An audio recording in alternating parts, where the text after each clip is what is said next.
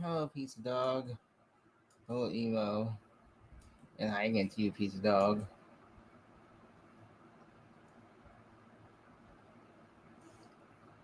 Cheddar. Hey, man.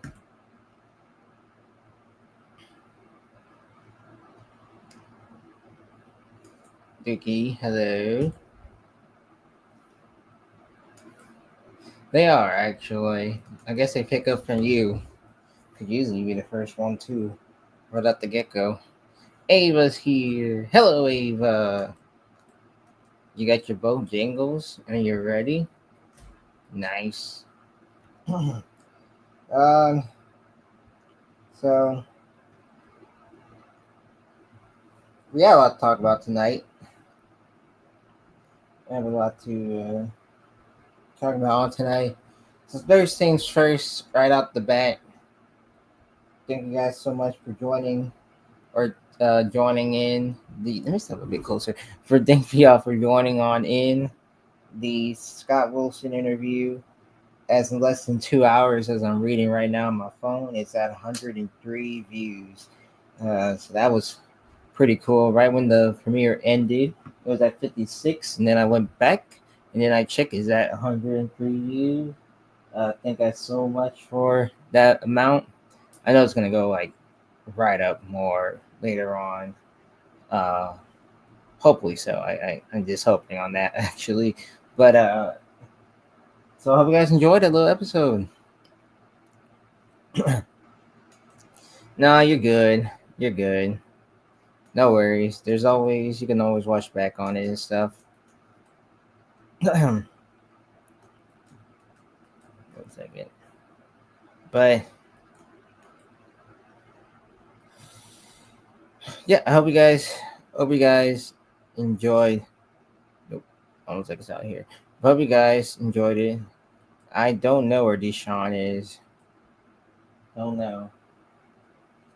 Texting the group chat that was live time.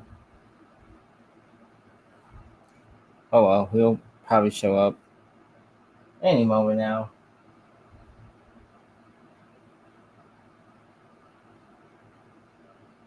But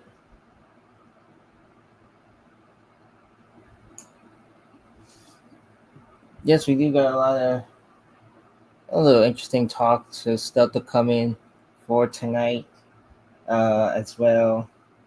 I guess we can start off first things first. Actually, now I guess let's discuss this actually here. Um, so there's like a rumor going around. Supposedly, this rumor, another rumor, supposedly. So apparently, wonder if TJ will join. I mean, if Taylor joins, cool. I won't get my hopes up of it, but you know, we just never know when she ever lurks. So that'd be pretty cool. Um, but anyway, so there's like this little rumor, supposedly that's going around right now, or at least is going around right now. If you have seen this on Reddit, then you probably know. But supposedly that there's talk, and at least you can put that in quotes, of a next legacy location actually in a store in Texas, believe it or not, which is, again, ironically strange and kind of stupid, obviously, because corporate always go back on the words for something pretty dumb. So, of course, there's this rumor going around saying that there's a store in Texas that is supposed to be the next upcoming legacy store, and there's supposed to be a legacy one in Texas, and I'm just like, that's not a big a shocking surprise because we have seen so much. Reddit. Let me post it actually. Let me go on Instagram real fast. I'm gonna get the link for there. Um, and obviously, it's one of those things like not really a corporate side speaking up about this, but from following someone who does like CC updates.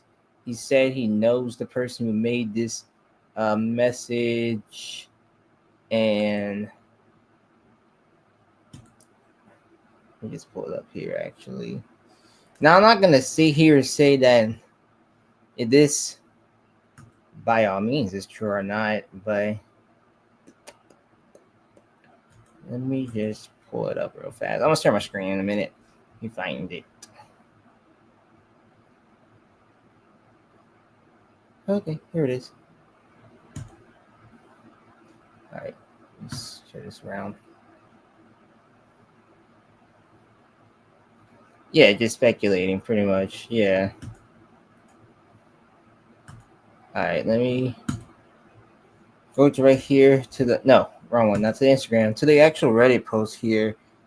Here we go. Ooh. So this comes from this person here, which this person actually said, and now I'm not mistaken, could be in the play as well. 1 second, hold up. Ba, ba, ba, ba, ba, ba. Wait, here we go. Yes, actually, from here, before I actually read on, it said this individual works for corporate, and whoever posted this, which is the Instagram name CEC updates. That's their Instagram name. Recognize this user, and so I just want to point that out. Why do I always do this? Just want to point that out there. So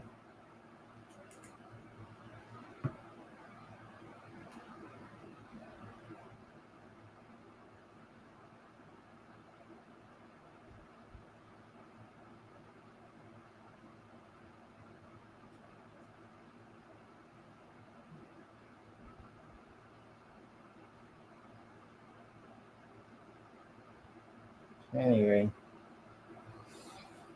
let me just read this here. So it says here that corporate employees, please listen. Let me put my mic close. It says, like the other employees who had decided to step forward on Reddit, I also wanted to share something that hasn't been officially announced yet. The Alpamai. I mean, okay, so it's a store with a Studio C, so go figure. And Chris Ballard had, Chris Ballard had made videos of this location before, which is a Studio C Kappa too, also as well. So we'll just say the store with the Studio C Kappa because I don't know all these locations by heart, so my fairest apologies on that news matter as well. Sorry.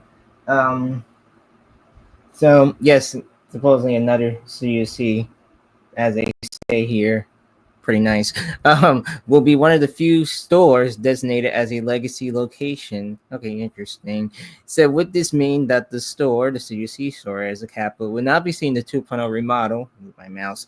Instead, corporate has decided that the animatronics. See, I like how they say animatronics with an S because it's speculated that there's more than one, and obviously there's only one. So I guess it's with a C, obviously. Yeah, and I know not a cap, not an alpha.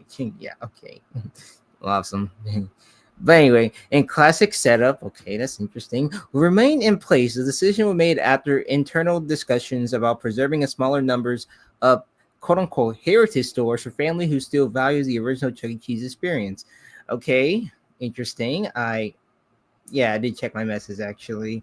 Um, but I'll get to that in a few minutes. But heritage, okay, it makes sense because of course Texas have a lot of Hispanic people in there. Okay, so that's understandable. The heritage and stuff like that. I can get that, but I do got to question this little paragraph very very much. So I mean, like I okay, look, I can only understand heritage, but calling a Kappa a classic setup is a lot of questioning in the making. I mean, look, even though I had a stage that was a Kappa, and God forbid, I would love to see that baby come back again. And I would love to see my boy back again. I don't give a damn if he's not programmed or not. That's my boy at the end of the day. Classic setup was debatable. Okay, anyway, continue on. The store was simply chosen because of the strong community could support consistent performance. Okay, that's interesting. I mean, for a town that's in Texas, I never actually heard of. Okay, it might be a small city. Cool. Community support. All right, consistent performance. So, okay, maybe they make a lot of bank. Okay, that's sounds great too. And the amounts of feedback received from both guests and staff asking to keep the animatronics. Okay, seriously, with the S again, there's like only one animatronic. Corporate understands this location holds a special place, and well, most stores will continue to be updated to the new design. I mean, obviously, if you're not suffering from bankruptcy, this store will remain a traditional store going forward. Okay, that's interesting too. Which, of course, this haven't been shared publicly yet, and I know some people at corporate may not want this information out early. Okay, makes sense, obviously. But I believe it's support for the community to know legacy locations are going to be very rare. I mean, no, they're a joke. Obviously, they're not rare. They're still a joke. And this store is officially one of them. Okay, interesting, cool. Y'all can do that, but y'all can't save Arlington. Okay, that's understandable. Please continue to support the cast member in this location because it's the dedication of the team and guests that will be preserved. Okay, interesting. I tried to post this on the RCE's Chuck E. Cheese subreddit. I'm guessing that's where like everybody else gets all the big news information from. I don't know. I haven't been on Reddit that much, but they decided not to let me post it. Okay, interesting. So, ladies and gentlemen, obviously, you can take everything with a grain of salt, slice it with a piece of bread, and cultivate it with a glass fine wine of milk. But supposedly, what Dookie was just telling me in the messages that he thinks, and this is just him talking, obviously, that this person here is Mark Kupperman. Though, I mean, obviously, I can agree to disagree on it. I guess so, but at the same time, it's fun to read these comments. I'm kind of interesting. Oh man, this about to be great, dude. That's actually so sick. Anytime I hear that another original stage or set of animatronics again, when it is seriously, what is being preserved or restored, it generally makes me so happy. You know what? Is it there a real fast? Is it the real fast Fredbear? Okay, that's a nice ass username. I agree with this comment so much in so many ways, obviously. This person says strong community support. I had never heard a single person say they wanted that store saved. Okay, obviously makes a lot of sense. Thank you. Also, not receiving a 2.0 remodel doesn't make it a legacy store. 2.0 remodels are pretty much done with. That is again also true unless the store makes good about budget, but okay, debatable as it is. At least I don't know. I don't, it's debatable, ladies and gentlemen. Are they actually done with 2.0 remodels? Are they still going with it? It's debatable at this point. I mean, this person says, and we're hiding your comment, don't ever send that again, Michael. I hope this post is fake because if it's real, I'm going to rage. Oh, thank you. Tell me about it. Whatever you raise, we're getting another stage save because we would have saved Spokane or any other alpha, which I totally agree with this. Alpha should have been saved, but we say this TS or this shit. Don't think the post is real anyway because Spokane, Washington is better. Plus, everyone has been voting Spokane, Washington to be saved, not this store. Okay. All of Texas has no animatronics. Okay, thank you for that. Even though they are left with Studio C's. Corporate not saving the Kappa. Wrap it up. Real. And that's all the comments that we got right now. So that's all the comments we have. So, ladies and gentlemen, I am not going to sit here and say that this information is actually true. I just want to bring it up to your attention, actually, and just say take things with a grain of salt. So, I mean, look, if this actually does happen, I will have to sit here and question corporate's decision. I might have to book a trip, a flight, maybe ride a, ride a bike all the way to Irving, Texas, and speak to the people, up front and question their decisions. But let's be real, ladies and gentlemen, if corporate was really dumb enough, and generally speaking, dumb enough to save a Kappa, why we didn't stay in an alpha stage? Let's just sink that in for 1 second. So that's one of the things that's going on right now world of in the world of it. So there we go. And thank you, Dookie, for that timeout actually.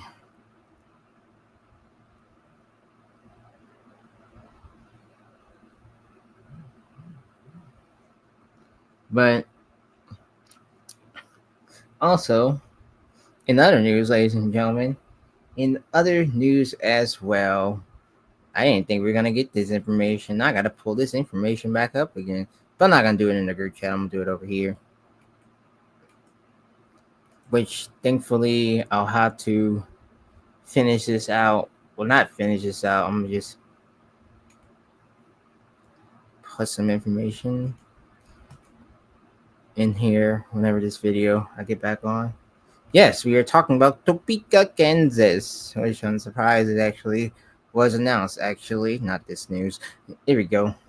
So let me share my screen again, actually, which I'm kind of glad this actually came out. So I know what to do, not like redo the part again for the video. I'll just say haha and got a little hiccup in the video. Anyway, so yes, ladies and gentlemen. Oh god damn it.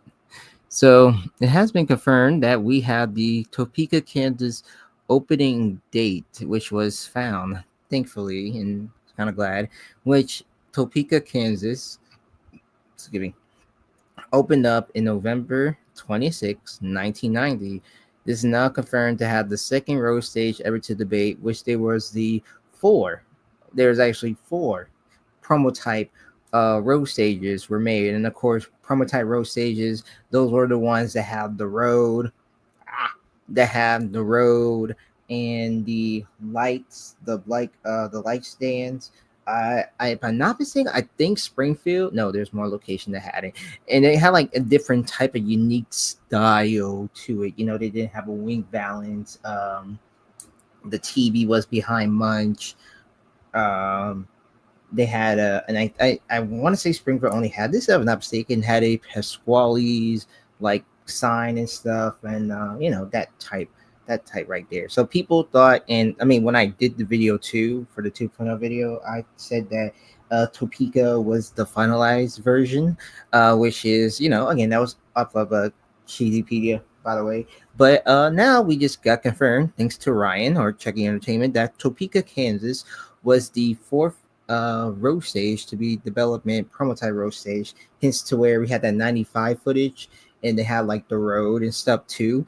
I didn't really think about that until like, you know, now. And the Mississauga Dixie Road location, which is sadly, rest in peace, by the way, you shitty ass road stage, was the first final road stage. So whenever I get to the part of talking about, because right now I'm actually talking about the Mississauga Willowdale story, actually. You know, when I finish that part and before I hit to like the other part of the video, I'm gonna say, hey, so I just made a little hiccup and little something came up and mentioned this post too as well. So you know, that's what it is. And I know a lot of people thought that like the Canada store, which again this was in Canada obviously, but people thought that you know, the video where they did the American Pride show 73 was filmed at one of the locations in Canada, and I don't remember it was Mississauga or somewhere else in Canada, but that one was filmed in Sunrise, Florida actually.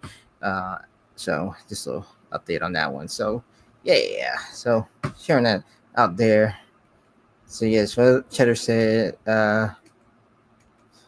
yes, he always figured he had to finalize. Yep.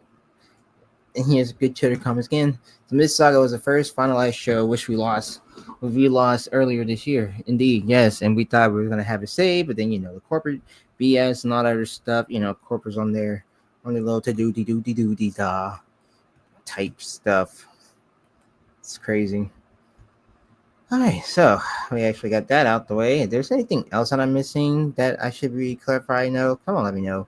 Oh, hey there, Looney Fish. Hello, Looney Fish. But yes, like I was saying, I might start using the pad. But anyway, that's pretty much what I think I got so far with it, at least for now. But hey, of course, you guys can send in your discussions of questions. Again, thank you guys for joining the interview. Hope you guys enjoyed that a lot. Of course, if you have any questions, Corporate CUC, Rocketfire, Muppets, maybe you guys got some interesting Muppet questions that I can answer. Actually, give me some hot takes. This is what I wanted to do on the stream the other day, and I never got a chance to do it. So look, give me some hot takes on some Muppet stuff, because recently recently Thursday, I finally watched one of my favorite Muppet movies of all time. But I'm gonna let you guys guess what is my favorite Muppet movie of all time. So I'm gonna get you guys. Yeah, I'm gonna let you guys guess it out. Yes, some hot takes. Yes.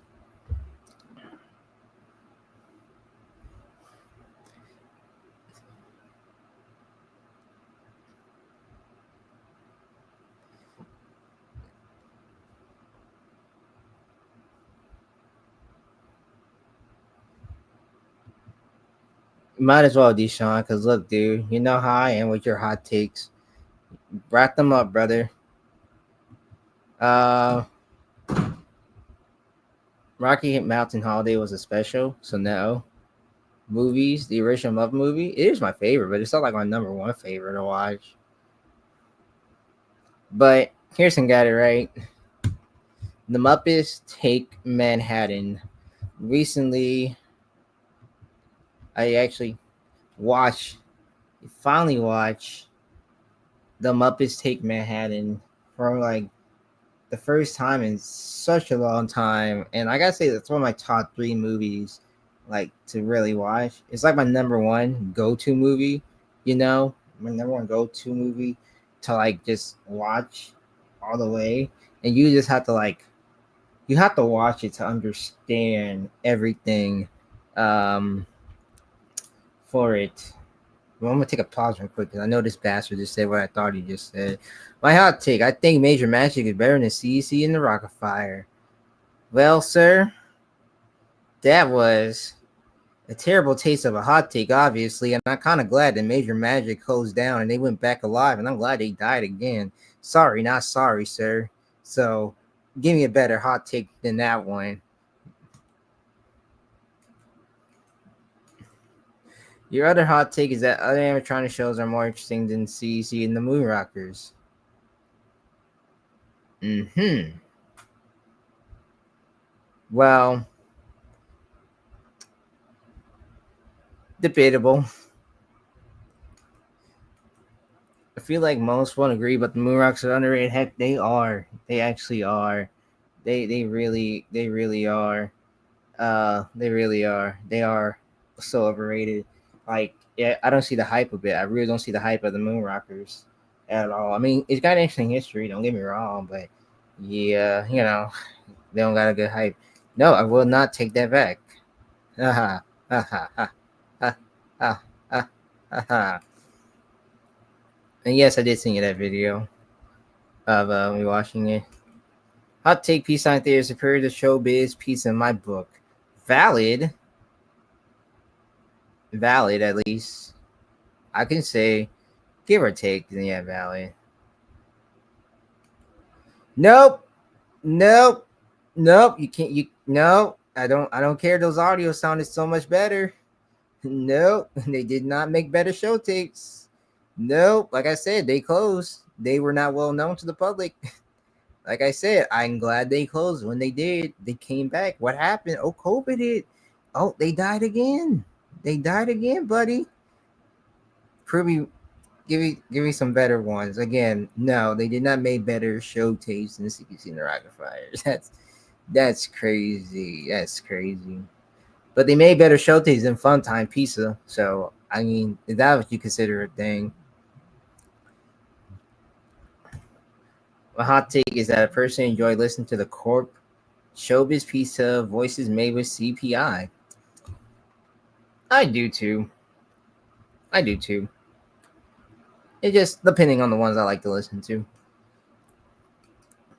PCT has a variety of stages over the years, while SPP. Oh my god, that didn't sound right. Well, Showbiz just only had the Rainbow Pathfinder and the Explosion. That's true. That is actually true because, like, when you go to Peace Sign Theater, it's not just you're seeing a balcony stage. You're seeing Dolly, the Beagles, King, BB, Artie. Um, I would say the Four Little Shivers. They were like short lived at one point, or King Cat. Like you got more to the atmosphere than just like, oh, it's the Rocket Fire explosion, except for that one store in like Dublin, California. And then the first showbiz actually had a extra Wolfman and he used him for like a disco room in the excuse me, in the first location. So yes, and then different guest stars and everything. Which I gotta admit, the portrait stage was so much better than I mean the balcony stage so much better than the portrait stage. Pretty much like I can't imagine how people next were feeling. Like you're just literally in the showroom and then you're hearing these animatronics going off, and that must have been a nightmare. Like you're just imagine you're sitting down having quality family time, and those singing robots would just start singing. Then you're just looking around your head. That's you know, but like don't get me wrong, I would enjoy the Rockfire Explosion, but Peacetime Theater has so much show options throughout their shows. That's true, but Rockfire has better show tapes. I don't know, maybe just me. You agree with Deshaun that Rockfire Explosion is overrated? Yeah, they are overrated in so many ways. So I'm not gonna disagree on that one. So many Rockfire shows are overrated, and people praise like good shows. There was that comment that it was on Travis premiered, and like that Cheddar said it was like debatable, like a good Rockfire show. That's debatable. I agree with that. It's like nowadays, like people say that one good show is good or this show is better. That's debatable. It's debatable what is a good Rockfire show. Hot take: Peacetime Theater should made records. They should. They could have honestly saved them enough money, but not everything they sung was original songs. Too, unlike the Rockfire. But I agree with you. They should have. They could have. You know. You know. I take Tuck's shows were better than Cool Adventure because all the voice sound realistic and because sing in the shows were still for oriented and not just kid oriented. Yeah, I totally agree with you. I totally agree. What made the shows, at least those shows, so great was because Scott Wilson, he was the one that made those shows what they are today. And he said himself, they still hold up to what they are today. And I don't disregard the fact like the other voice actors, um, I mean, all the voice actors did their thing. Don't get me wrong, but Scott Wilson was the one that made the '90s shows, and he helped carry the '90s shows along with many other talented voice actors too. But still, it was like early '90s shows. Heck yeah, he made that. He made that. But Cool Avenger shows, they're not bad. I mean, they're still like realistic and whatever, and everyone could sing. I like how you say could sing because nowadays two characters that doesn't give a damn song. It's like Pasquale and Munch, and well, okay, Bella sometimes, I guess, but still, yeah, I agree with you. Uh, that's true. I'm the greatest record, biggest fan was a CC record from '85, so that does technically count. At the worst time period, the Avenger era is fine, not the best. That is true. I love your profile picture, by the way. But that's true. The Avenger era is fine, but it's not the best era. And I hate how people always come up and say that it's the best era. It is not the best era from CEC. Stop hopping on the tailboat and saying that it is the best. It's not. It's okay. It's an okay era. It's not the best era. It's fine. It's like that's one thing I don't like. People just going off on it, saying that it's the best era because Duncan and all these songs and stuff. I was like, no, it's not. Like it's not. Even if you were born after the year 2006, you're gonna still say that Avenger is the best era, but it's like, no, it's not. Okay. Um. Y'all just give me Chuck E. Cheese showbiz stuff. Damn, give me some up hot takes. What the fuck? Okay, anyway, hot take. The creative presentation shows are better than the Gullivers produced it before Xan arrived. That is true. Lord behold, we will never hear the '90s one. We'll never hear that one. I did not like the. Which one was that they used to play before? I forgot what year that was. They used to play. The one was like the Billy Bob where you sound like drunk and stuff. Like, um, I forgot what it was, but it was way for Zan arrive, and the show was like in a shitty ass condition. And they play like the Hillbilly Rock, Hillbilly Roll, and all their moves like fucking out. I forgot what year that was. That show tape, at least. you know. But okay, agree to disagree. Not agree to disagree. Hot take that Disney should still let Song of the South be on Disney Plus. I agree with you. And then it's like, that's a thing. Disney ain't gonna do it, and they could. Obviously, they could do it. They can put like a little disclaimer thing and stuff, but you know how the world is nowadays and stuff. So I guess it's like, again,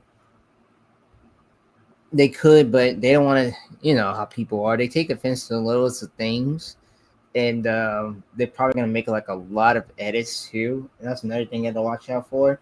Is like the different types of edits that's gonna be in there. So let's say they did do it right, then you're gonna have people that seen or saw clips of Song of the South. They're gonna notice the edits, uh, and then they're gonna be like, "Whoa, what the heck Disney did?" What's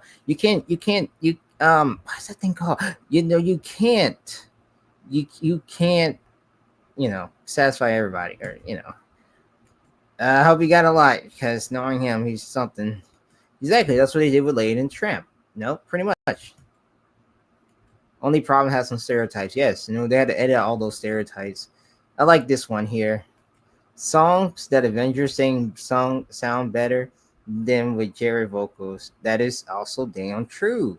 Yes, I agree with that. I do agree with that.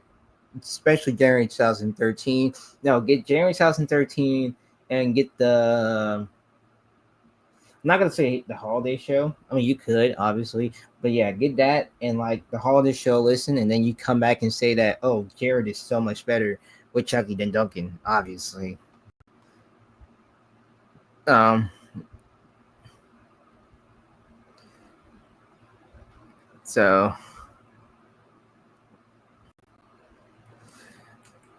I think some agree or disagree, but the Patones made better song covers than Benjer. It takes all the nostalgia glasses. Agree to disagree. May agree or disagree, depending who you're talking to. But I'm gonna say yes. But you're still not gonna convince me for another damn statement, sir. So don't think this is a way to sweet talk me in my ear now. TC needs to collab in anything. That's true. They need to start doing some more. We are slaying music. You don't. Yeah, exactly.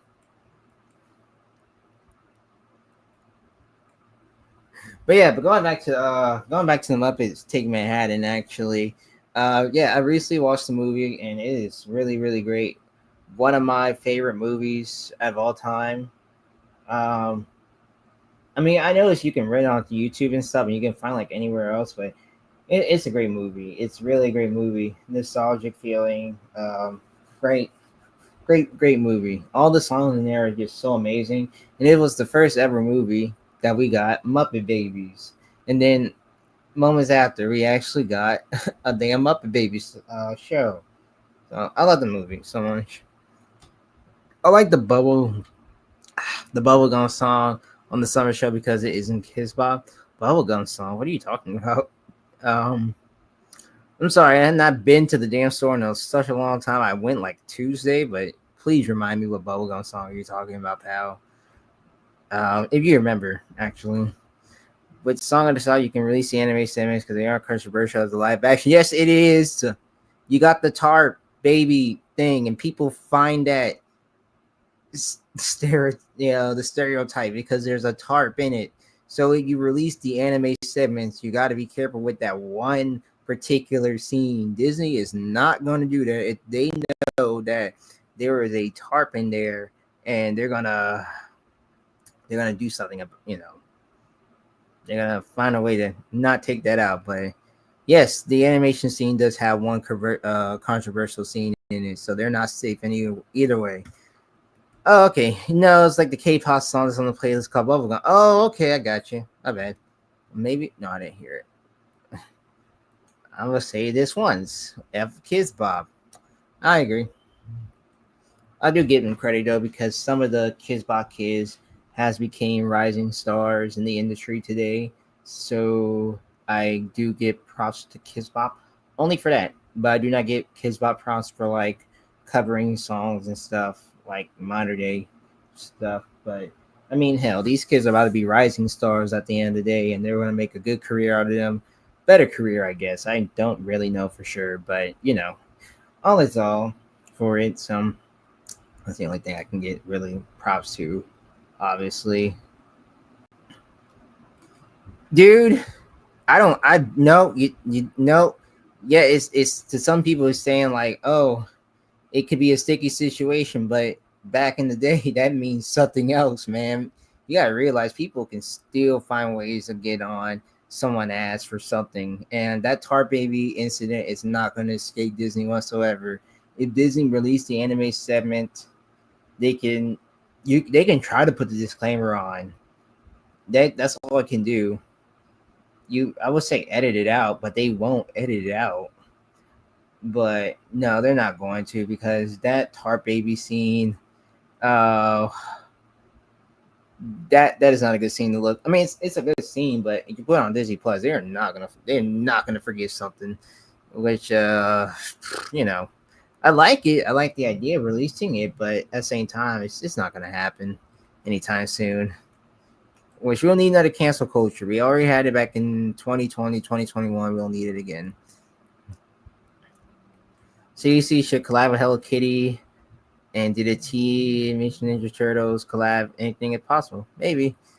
The show The Office can I air today with some of the jokes he made? Jesus Christ. Yeah, exactly. Anyone can get mad at, can find some way to get mad at something, and that's just true. And it's like, again, ridiculous. Like, I get it. Back in the day, it used to be like, okay, it was okay to say this, but nowadays it's like, what do you mean we gotta do all this? What do you mean they got a Tar Baby in this thing? Like, people are gonna find a way to cancel something. Then say like if Disney does it, if they release it full, they y'all hello for that. Hey, speaking of which, of our good friend, guess who entered the building? Miss Oh, sorry, Peace Dog. Uh Miss TJ Productions. Hey Taylor. Yes, cancel culture will eventually ruin everything. That is true. That is so true. There's a list of things we can talk about cancel culture. And they took it off the Netflix. Yikes! But hey, Tay, welcome to our Saturday night live discussion. We're just having this discussion tonight. Pizza Dog. I wish you didn't say that, buddy, because it's like it is about to get wild. You're so right about that, and I'm not trying. I'm not trying tonight. All I ask is a nice relaxing stream. Okay, look, I'm gonna say this right now. Let's take a pause real quick. Let's take a pause real quick. Look, you see that? With my finger pointing. You see that? That is on the wall tonight. You see where he's at? He is on the wall tonight. I'm not touching him tonight. I am not. I don't want to hear this. I don't want to hear this phone call right now. I don't. I don't. I'm doing a promise. I'm doing a promise for Taylor. I'm doing this in her honor. I'm that's saying stay on the wall tonight. He's staying on the wall. I don't need him on the wall. I mean, I don't need him off the wall. He's staying on the wall tonight, guys. He's staying on the wall. No, look, Taylor, and I told myself I'm doing this in your honor. We yeah, we gotta talk about this now. Okay, look, golly, it's like every time I get these freaking contracts, it's like, oh my god, every single time. So, ladies and gentlemen, excuse me. So I had got told that I am not supposed to wear that thing anymore in her presence, and it's like I was like, and it was a battle to fight, but I was like, okay, Taylor, you are so right. I will stop wearing this. I do not want to hear my phone going off right now every time you call me for something about this. And I get it. It was a very, very long, deep conversation that we actually had, and I told her, I said, in your honor, I will not wear that anymore. That will stay on the wall, looking nice and pretty as it should. So, yeah. See, look at that. See, I'm doing her a favor. I'm being a good friend. I'm doing her a favor and not touching it tonight. See, look at that, guys. I'm such a good friend. Aren't you like proud of me for that? Okay, sorry. I just want to take that out there because Feast Zane said it was getting wild. So let's so not Okay. Anyway, back to our regularly conversation program here. Someone wants to cancel Blip because he used to make videos of him. What? I think I know what you're talking about. I had to look that on my free time. I'll look that up, not on the stream. But Jesus, I'll never forget cancel culture for getting rid of Splash Mountain. I am not gonna go into there, but I I know what you're talking about, pal. I'm not gonna go into there. I don't want to do it tonight. uh, you're a good friend. Why you didn't give me some bacon at Waffle House? Well, obviously, I told you, did you have money, son? You said no, and you didn't pay my bill either. First of all, that thing was $16.75. $16.75. I said, hey, who's gonna pay? Whoever pays, I'll pay for their meal. But you obviously said you left your wallet at home. So sorry, man. So look, I told you I was gonna get the bacon, bro. I told you that. But maybe next time, if you didn't leave your wallet at home, obviously, then yeah, I'll give it to you. But for now on, you're still getting those Happy Meals, so sucker. You used to make videos a more mature audience for specific interests involving.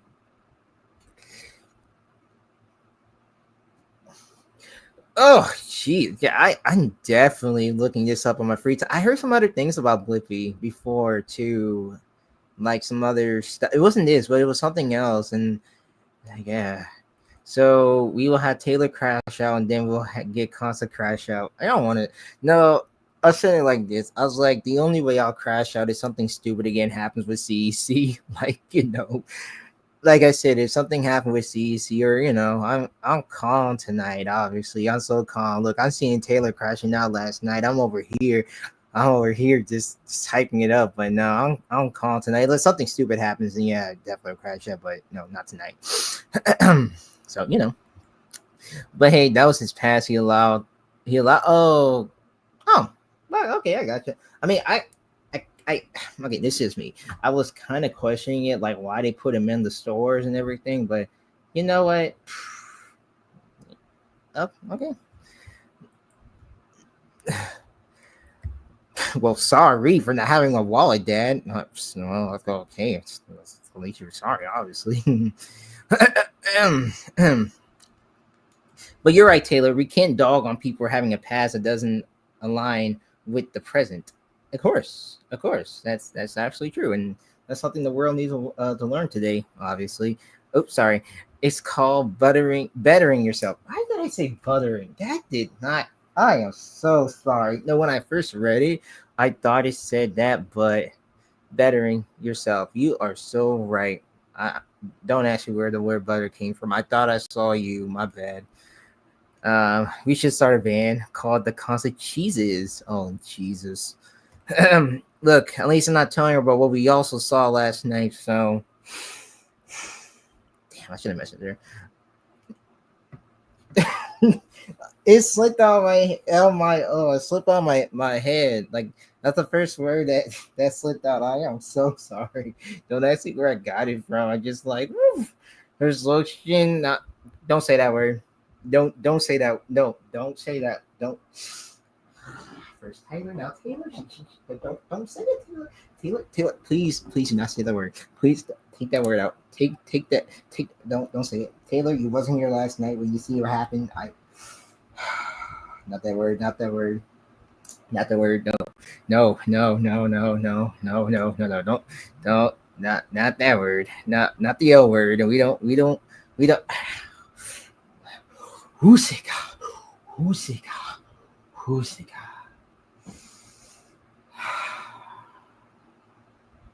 Okay. Anyway. Okay. Look. I told you I'm trying to better. I'm trying to better my stuff here, man. Don't do this tonight. I feel like she's trying something tonight. That's what it is. Concept sus? No. I don't know what you're talking about. Oh God, I started something. Jaws is really trying to do it. That's crazy. Whoa. Pause, buddy. Pause. Buying yourself drinking something on his own face. Okay, pal. Like I don't. Why do I always start something with you guys? I'm gonna walk out this room for a few minutes.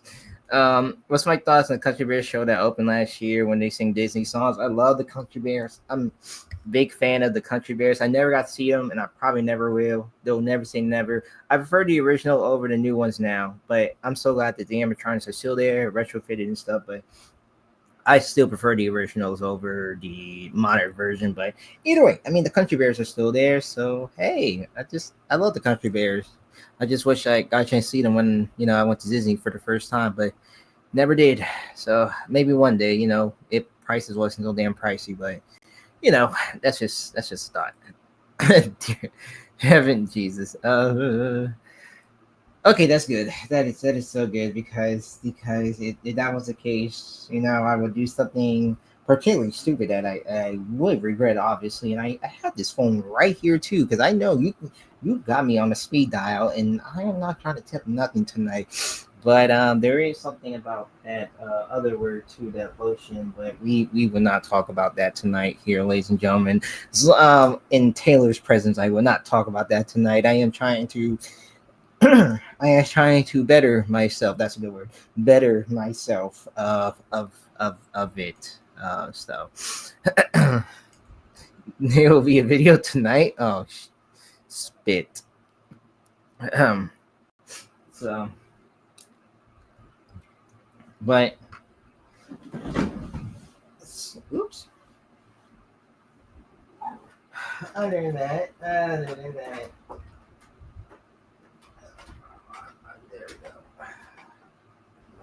I need to just move that fan actually. Right by the yes sign. That looks so much better. Oh, we do not have to talk about that piece of dog. She does not need to know about that.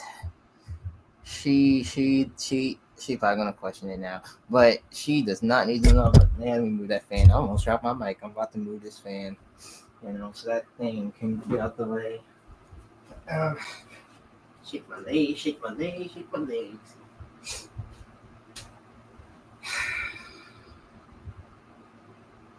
And you're better on the wall anyway. Oh man. There you go. Get that spot more better. Yeah, you're better on the wall. I can't do it to you tonight. I got a friend the last time. No, no, no. I'm not doing it. I'm not. He's on the wall. He's staying on the wall. But other than that, me exits out. Um, what I was gonna say next.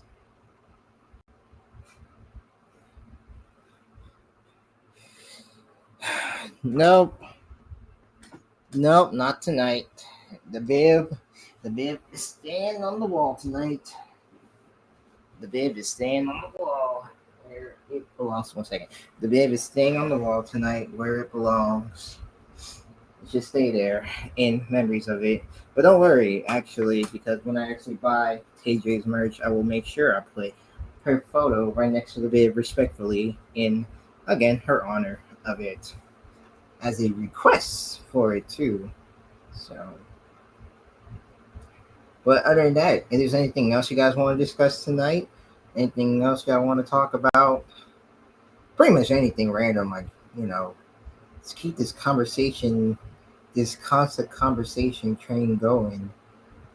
Constant conversation train. That is a first. God, that is the thing right now. Constant conversation train. That's cool.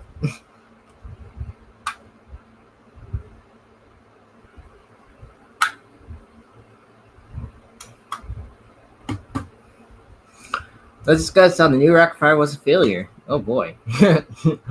Well, where do we begin? Yes, the concept choo choo train. Actually, I'll be right back.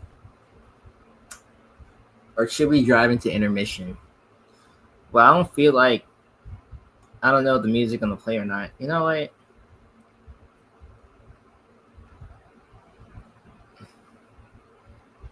I haven't seen the season 5 episodes yet, so I I haven't seen it yet, dude.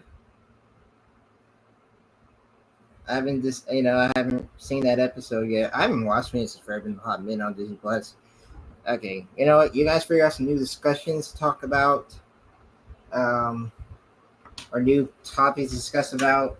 Taylor, if you're still in here, you got control over the whole chat. So, I mean, if she's still in here, guys, um, Mrs. Production is in. I'll put some music on actually to keep y'all entertained too as well.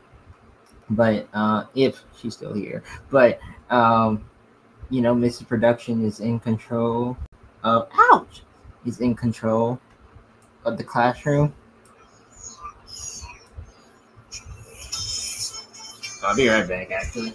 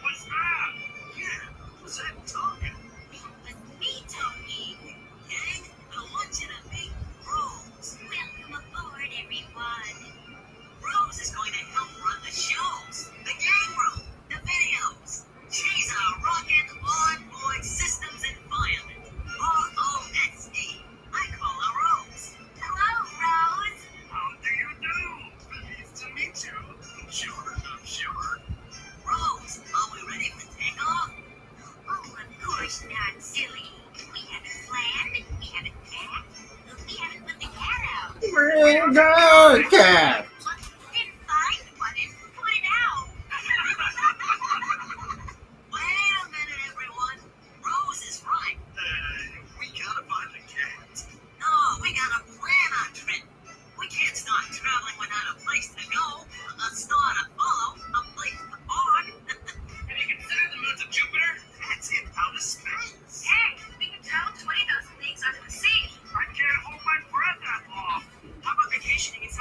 Okay, I'm back.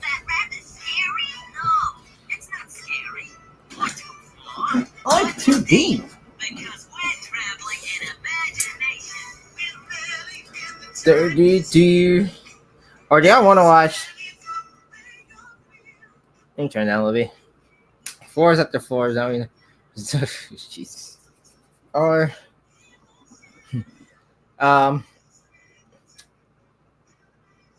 Oh, y'all want to watch another Daniel Tiger video? I told myself I was gonna do this tonight.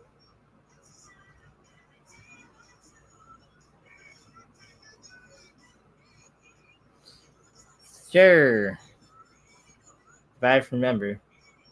But this time it's not about Daniel Tiger, actually.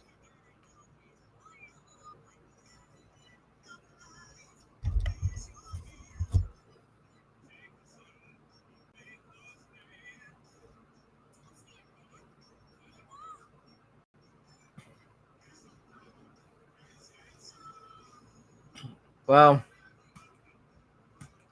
it's not about Daniel himself, it's about his friends.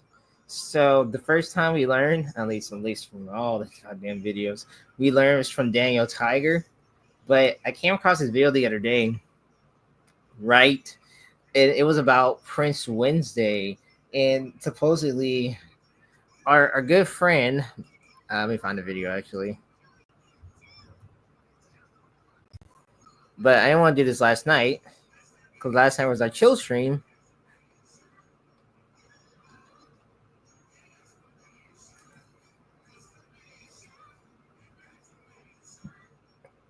So apparently, this video is about, yeah, pretty much. Yes, Prince Wednesday isn't good either. Supposedly, they're like saying that he's like a demon that no one else is talking, no one's talking about. It's a horrible day in the neighborhood. Dude, it is. So anyway, I'm gonna wait to the.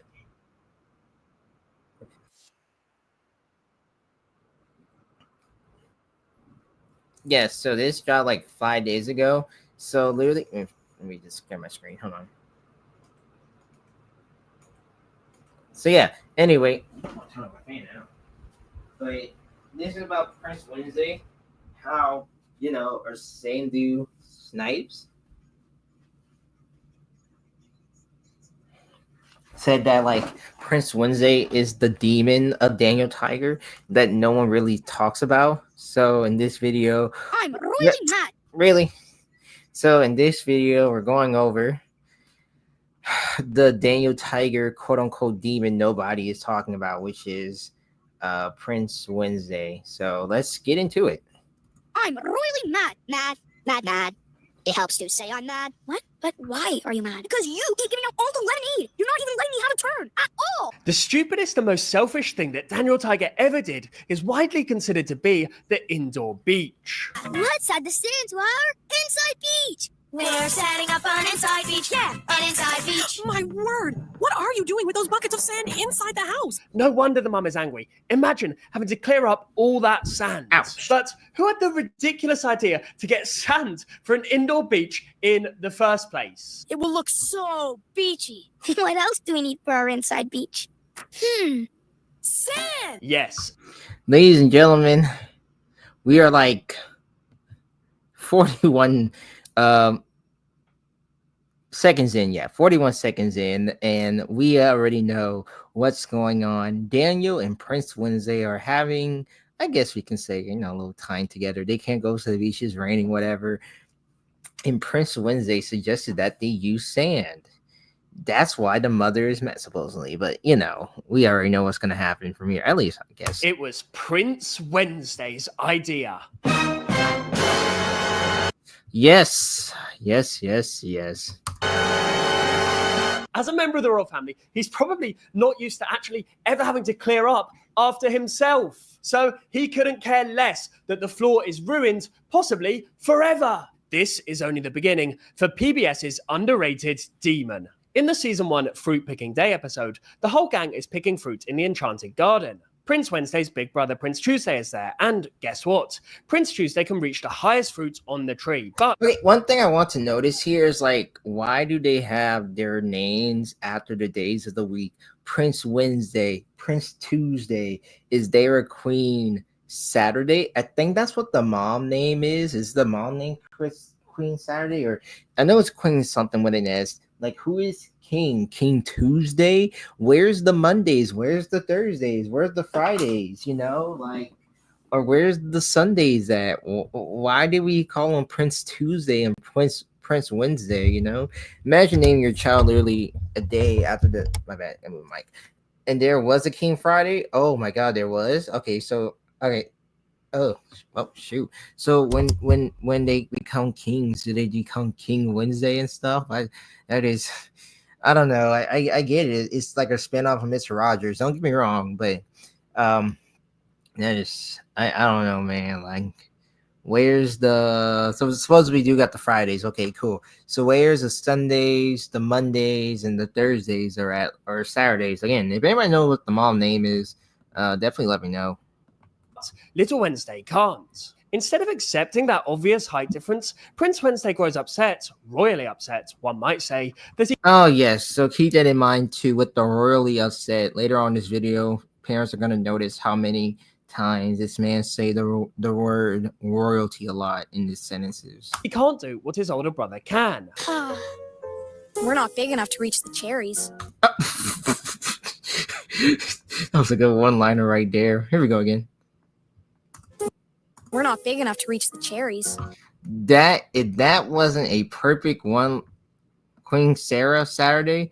Okay, so he said, here you go, Queen Sarah. What? Why the heck? Okay, so there is a Saturday. I guess you can count that. Jesus Christ.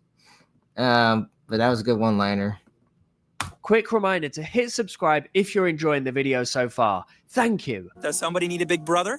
Thanks, but I wish I was big enough to pick a cherry myself. Prince Wednesday, newsflash. Your brother is older and taller. Calm down. Then... Okay, so yeah, he's right about that. Okay, so clarify here. The royal family consists of Prince Tuesday, King Friday, Queen Sarah Saturday, which I don't know why they call her that, Prince Wednesday and Christy, which Christy, by the way, ladies and gentlemen, is of course Daniel Tiger's crush. You know, the one where he gets mad because Miss Elena was not only playing, you know, the waitress and also he wants to sit next to Chrissy and all the other simple moments that he has with Chrissy, because Daniel Tiger only wants to be with Chrissy for whatever reason. Why Chrissy only had the only normal name in the freaking series of this family thing. I don't understand that, but okay, everybody else get a day of a week. But Chrissy gets a normal human name. That's crazy. But thank you guys. There's the lemonade stand disaster, in which Prince Wednesday and Daniel Tiger set up a lemonade stand together. It starts out great. Two friends, fresh lemonade. What could go wrong? Turns out everything. They can't agree on how to hand out the lemonade, and Prince Wednesday's response is to clam up and pout when he doesn't get his way. Two, please. Coming. Oh yes, so you see here we got Miss Elena and her daddy. So Christine is the only one that has a royal name in the family, apparently. Yeah, that's kind of weird, honestly. I mean, I get this, your niece and your cousin, your well, I was gonna say nephew, but yeah, kind of weird, but you know, like, shout out to Chris for having a normal name. But anyway, it starts right here. You see, like I was saying, yes, Miss Elena and her dad, and then Daniel Tiger secretly, you know, getting the lemonade to that, even though I guess we can ignore the fact that Daniel Tiger literally not abused, but keeps on bullying on Miss Elena every time for whatever reason, I guess. I don't know. I'm not going to sit here and say what the real reason is. I know what it is, but anyway. But let's see how Prince Wednesday reacts to it. Right, here you go. Thanks. See you later. Damn, my boy just yeeted it. Not yeeted it, but my boy just did that. Bye-bye. Bye. This man is so mad at Daniel. Just look at him. Like, my man just did a good deed, right? You know, he didn't come up to Miss Elena. He didn't bully her or anything. He's waiting on the next customer. And look at Prince Wednesday. Prince Wednesday is pouting because, you know, he took the opportunity and that was it. Like, bro, chill out. But it gets better from here, I guess. It gets better from here. Just watch. Instead of using his words or compromising like the show tries to teach, our little That's also true. prince just stands there, royally mad, until an adult intervenes. As this user says, he just pouts. He doesn't really express his anger, nor does he ever really stand up for himself. He just gets bratty and annoyed. Which also too here, just writing out to this person's rant. This I posted 6 years ago. They said my hatred for him was planted in the episode with the baby chicken. What is with the baby chicken? Anyway, doesn't matter. Why did he have to be so extra and verse off into a solo at the end of the song? Everyone was having fun as a group, and he decided to make it about himself. Sorry, no one likes that person. Excuse me. It was weird when he faced issues with Daniel for like the fruit picking and the lemonade stand, which is the episode we're watching right now, by the way. Like this person said, he just pouts. He doesn't really express his anger, nor he ever really stands up for himself. He's just a bratty in the noise. Now we got Daniel over here not fully understanding what's going on because Daniel understands fucks all. Valid reason, obviously. This is a valid reason that I like from here, this little rant right here, especially at the end, because Daniel understands fucks all. That is so damn true. So look at that, ladies and gentlemen. This is so amazing. Okay, let's continue. In other words, he has the emotional maturity of, well, a preschooler, but a particularly spoiled one. I would like a cup of lemonade. I've heard it's delectable. Huh? Well, look at that. The young boys don't know what the dictionary is from Miss Queen Sarah Saturday is, and shocking their faces is just it's amazing. I guess I don't know.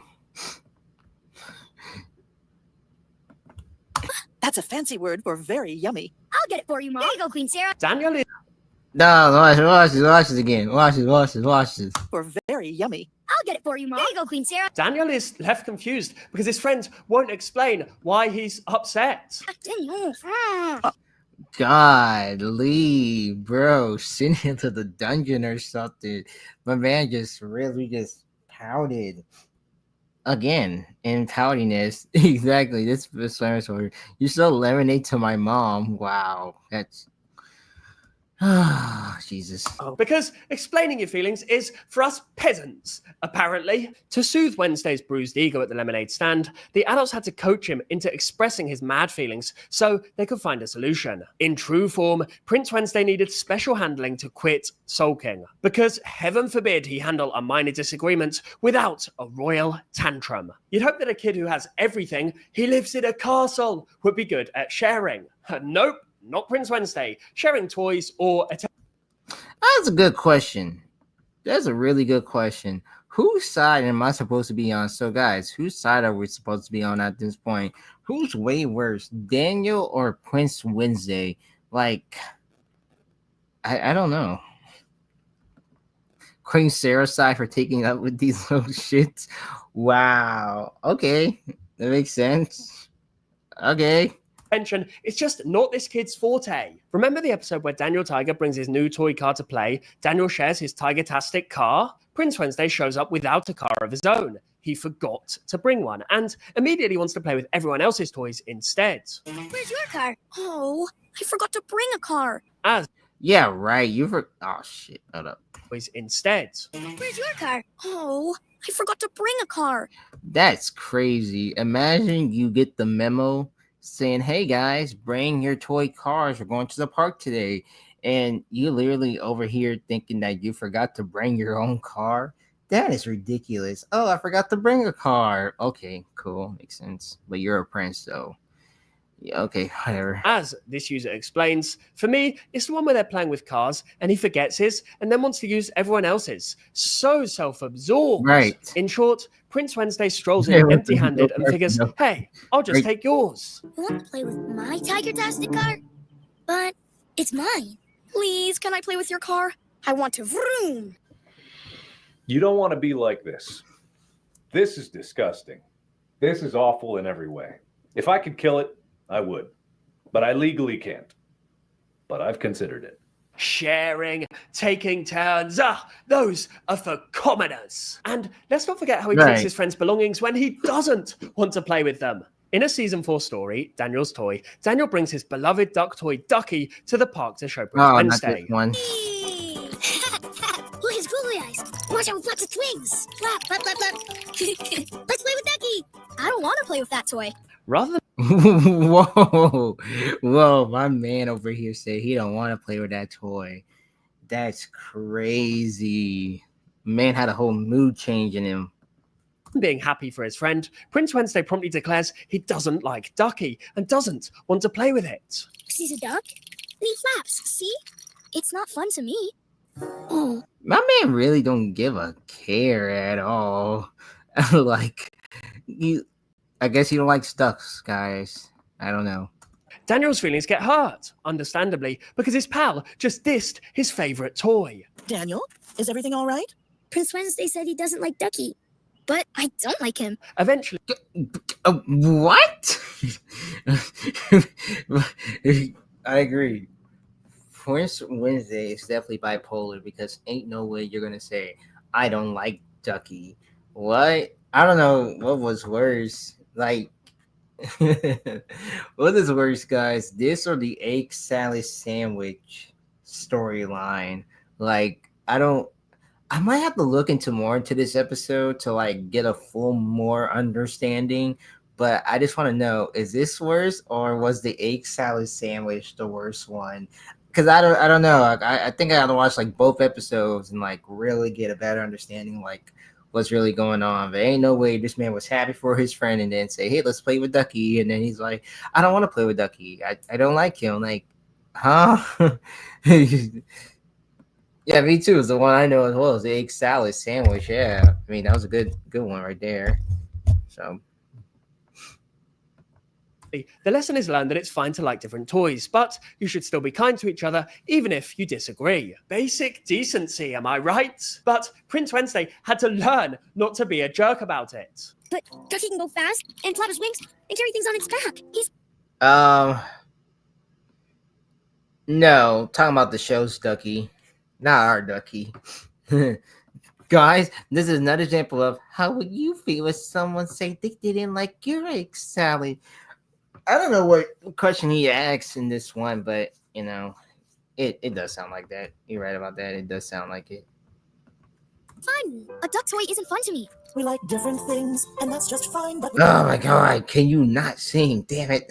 remember to be kind. Telling your friend I don't like your toy in the middle of playtime is just mean. As a result, Daniel ends up upset, and the fun stops until Prince Wednesday realizes that he needs to apologize. Between forgetting his own toys and grabbing others and rejecting his friend's toy outright, No. Prince Wednesday consistently acts I like don't the know. rules don't apply to him. He wants what he wants when he wants it, and if he doesn't want it, he'll make you feel bad for having it. Classic spoiled kid behavior. Perhaps Prince Wednesday's most annoying habit is his obsession with the word royal. Yep, here we go. Oh, Jesus, that's a horrible pause right there from Daniel. He looks like he's high right now. But yes, ladies and gentlemen, look at the word royal. I told you, keep that in mind. He's going to say something. Royal. Hello. Do you? Go into the fold and turn website layouts into an art form Oh, with man, Wix he's bad. Studio. The kid inserts royal into everything. It's not I just know. Science Experiment Day, it's a royally scientific day. Not just a mess, a royally messy mess. Bro, why does he look like... It's my first time seeing the king. Why does the king look like from Mr. Raj? Oh, never mind, he is. Okay, makes sense. So what king is this again? King what again? Wait, hold on. Y'all said in the comments. Let me look back at it for somebody comments again. King something. Oh, this King Friday. Okay, never mind. I found him. King Friday. My God, after all these years, my man is still old, still had the greatest type beard, and yeah, I mean, I don't think he's old enough to have a child. Honestly, I just feel like King Friday is Prince Wednesday and Prince Tuesdays. Stepdaddy, adoptive father, right? If we're being particularly real here, honestly, ladies and gentlemen, Queen Sarah Saturday, she was probably just, you know what? I'm not even gonna say nothing. You guys memorize the other characters? Not even familiar with the show. I swear they're looking it up. That's all I'm telling you right now. They're looking up the names, obviously, because ain't no way people gonna remember these characters' names that hard. He has the unc status with a prince type beat. Damn right he does. Wish I can have that type. But no, I don't, because I don't want this little shit as my child and this be my best friend. Wait, hold on a second. Isn't this weird though? Never mind. Forget it. Let me stop. You know what? Let's stop looking at them. Why is the dad looking at us like that?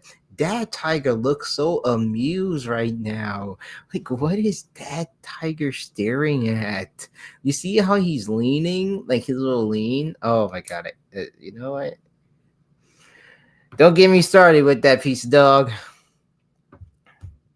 We get it. You're a prince. You don't need to remind us in every sentence. As one Reddit rant put it, why is everything royal? Why can't he literally use any other adjective? Because he wants to remind everyone of his royal status? This constant self-reminder of his title gives off major "do you know who I am" vibes, which is pretty hilarious coming from a literal kindergartner. Get royally ready, Daniel. The show probably intends royal as a cute quirk, but honestly, it just comes off as smug. In fact, one Reddit user flat out called Prince Wednesday a typical spoiled ass rich kids. Ouch. Right. But not exactly wrong. The whole character of Prince Wednesday, in my opinion, never even needed to exist. As this user says, why does every show have to have some kind of royalty? Give me some wholesome egalitarian entertainment, please. Precisely. I mean, it kind of defeats the point when you have a show where everyone's meant to be equal, and then one of the main characters is literally a member of the royal family. Also, isn't America a republic? You all got rid of the monarchy back in 1783. Like, why is there a royal family at all? But then that would make Prince Wednesday an imposter. We see you, Prince Wednesday. We see you. Is Prince Wednesday the brattiest of them all, or is he just a product of his royal environment? Let me know what you think in that comment section below. Watch me say the magic word and pull a duck out of my hat. Abracadoodle. Abracadoggy. Abracadabra. Wow. Royal, thank you. You shut up! I'm so scared right now. You shut up! Thanks for tuning in, neighbors. I'm Snipe Snap. Snipe, snap, out. Well, that was interesting, wasn't it? Boo, you suck it off the stage. Exactly. Well, that was interesting. That was actually an interesting video. So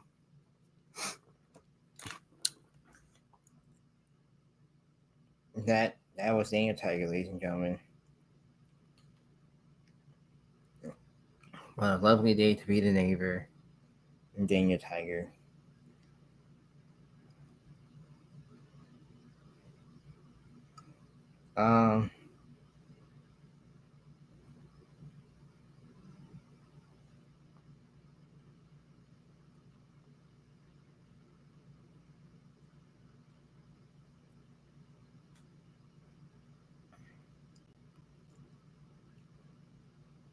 But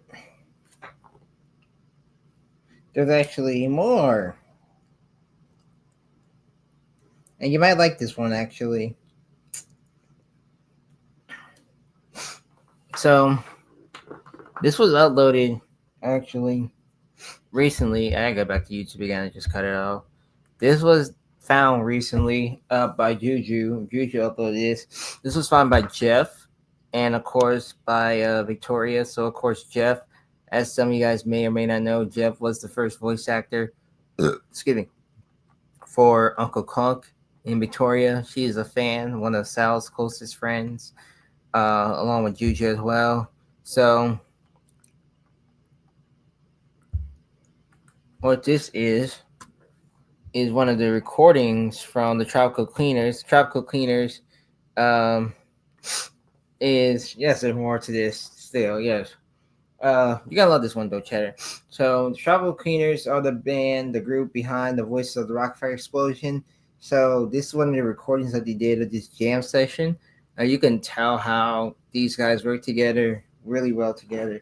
You hear Sal, Duke, Rick, and Jeff all jamming out. I think Vinny's on the drums too. You don't hear much of Aaron, obviously, but these are just guys jamming out. The song is called Maisie, and it's really great. Especially Rick Lines is really great too. You get to hear a bit of Duke in a little bit. You get to hear Sal, Jeff, and then Rick too. And then also talk about something with French fries too. So hopefully you can still look at French fries. I hope you can look at French fries the same way after what Rick is going to give to you. So anyway. Yes, the Tropical Cleaners was the name, the name group for the Rockfire Explosion, the voice behind the Rockfire Explosion. According to Aaron, they got a name from the cleaners over there in Florida. So this is called Maisie's. Maisie. This is where their recordings, their jam session that they did. So I'm going to mute myself. And I'm going to mute myself so y'all can listen to this amazing, good quality jam session. You see how the band works well together.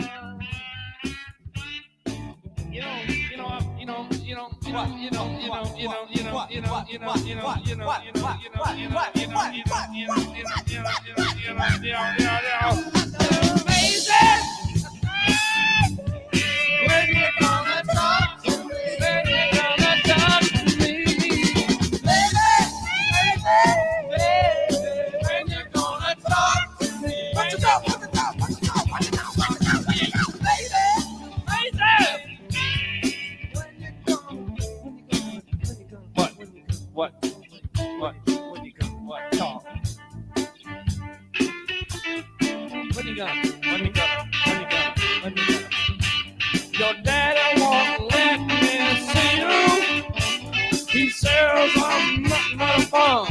Nothing but a bum. Your daddy got his tweezers in his hand down at the haircutting place. Your daddy ain't nothing but a flag a while. I think your mama. All I want you to do, boy, is get yourself a haircut. Or you mess with my daughter. Believe this? Well, I talked to Maisie just last week. This ain't home, son. She said, Ricky, why don't you come on down and see me? I said, Maisie, you amaze me. You amaze me. When I was just 16 and you were 24 and you were going out like every night driving in my brother's car, and I used to sit in the back seat and watch you too. I used to watch his hand slide real. He thought it was subtle, but I didn't think so. It slid sort of down in between the seat. He thought he was going for some old French fries that he'd left from McDonald's, but he wasn't. I knew he was going for Maisie. But now, I know you two got divorced and stuff, and I think I'm ready for an older woman. What do you think, Maisie?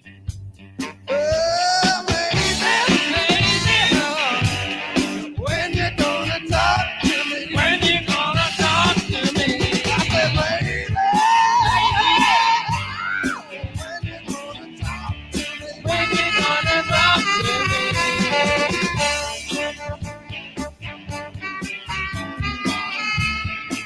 I saw a man going for the brake ride. Going for the brake ride. I saw him going for the brake ride. When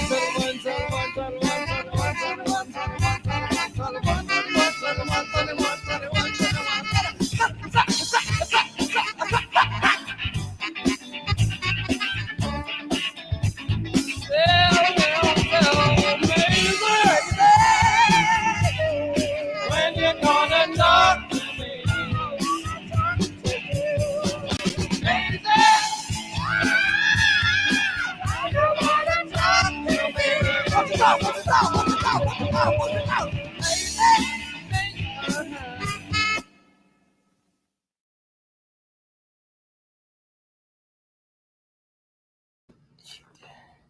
And that was Maisie from the Tropical Cleaners. Really cool audio right there. Really cool audio. That was actually one of my favorites. I listened back to it like again and again. You could tell like these guys have. Me either. I was not expecting to have a brush that little start to, but it was great. But yeah, you can tell that those guys have so much fun together, and the presence that they had in that room was just so great. Like, it's really great. Like, you can't replace their musical talent with no one else, and they did a really good job in that little. It was a jam session basically. It's one of the jam session that they was having. So I'm guessing this when they're not working on like show tapes for the restaurants, they'll just go and just jam out.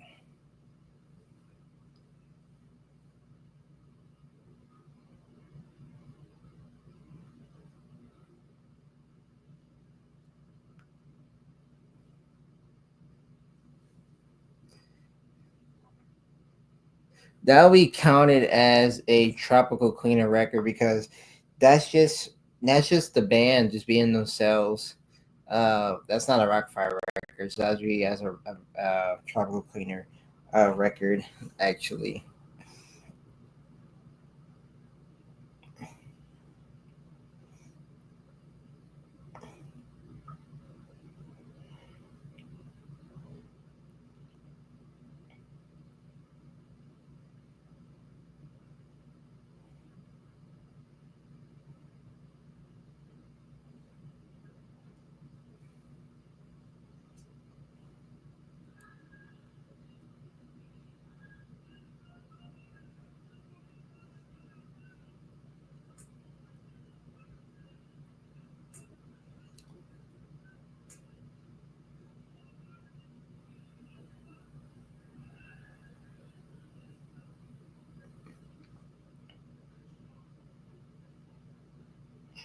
But let's get back to more of the discussions here. What else you guys want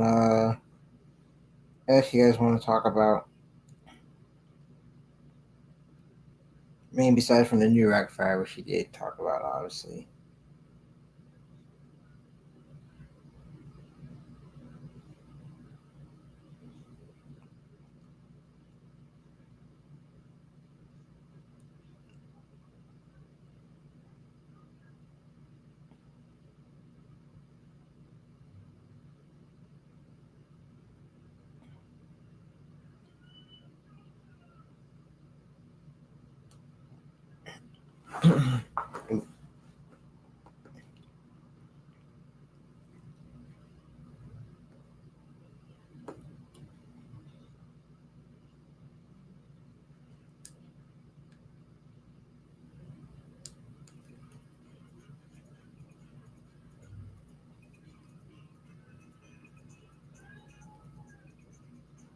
No, we already talked about that yesterday.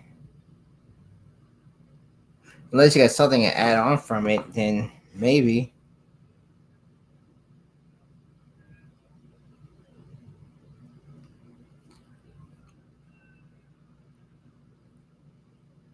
But they became generic pretty much when they started going like the pistol piece and stuff too. You know. That's interesting. Another hot take. Oh, nice.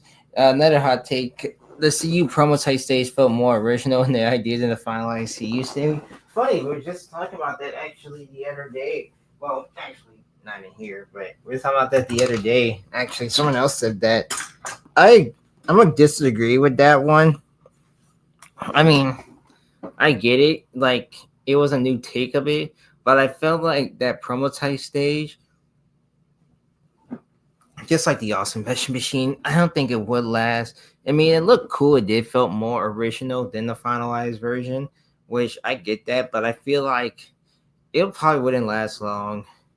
Like, it ran that one test and it would just like fail. Like, if it would roll out to every store nationwide, let's say for instance, if it actually did replace the Rocket Fire with just that would not last forever. And I'm kind of glad that even though it was again a promo type stage,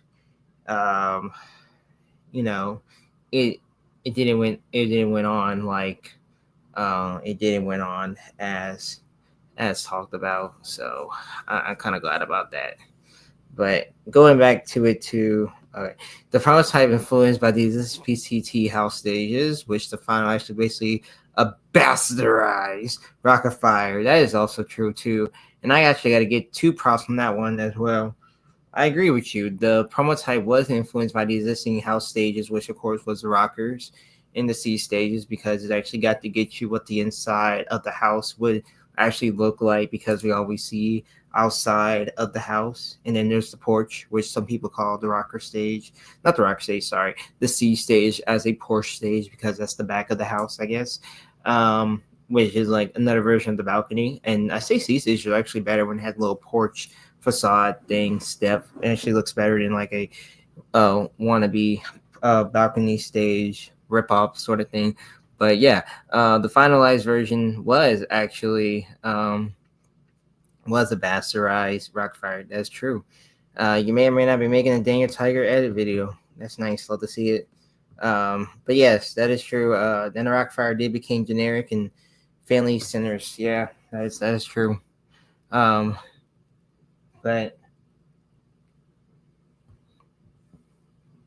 oh shoot, okay.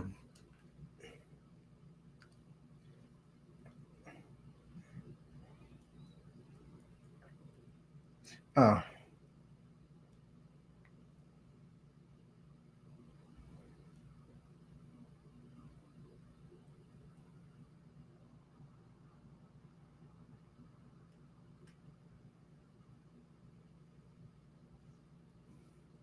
But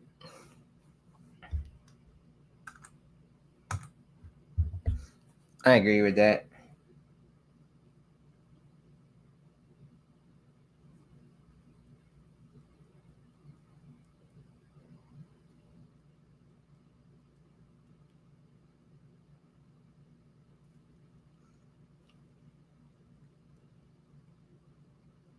That's a good debatable question. 1 second, I'm trying to look for something.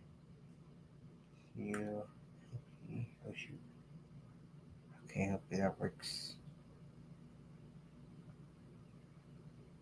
Yes. And yes.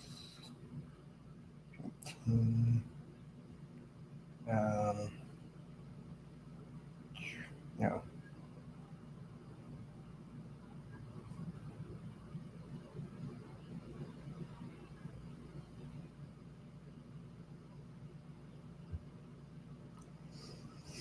One second.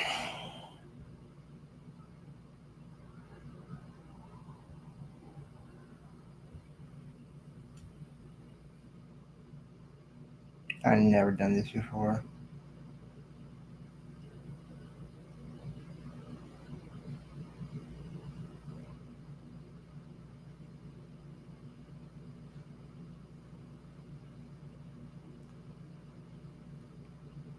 One second, Chatter. Give me 1 second.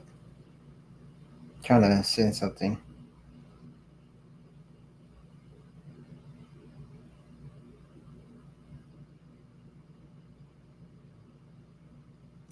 Well, you know what?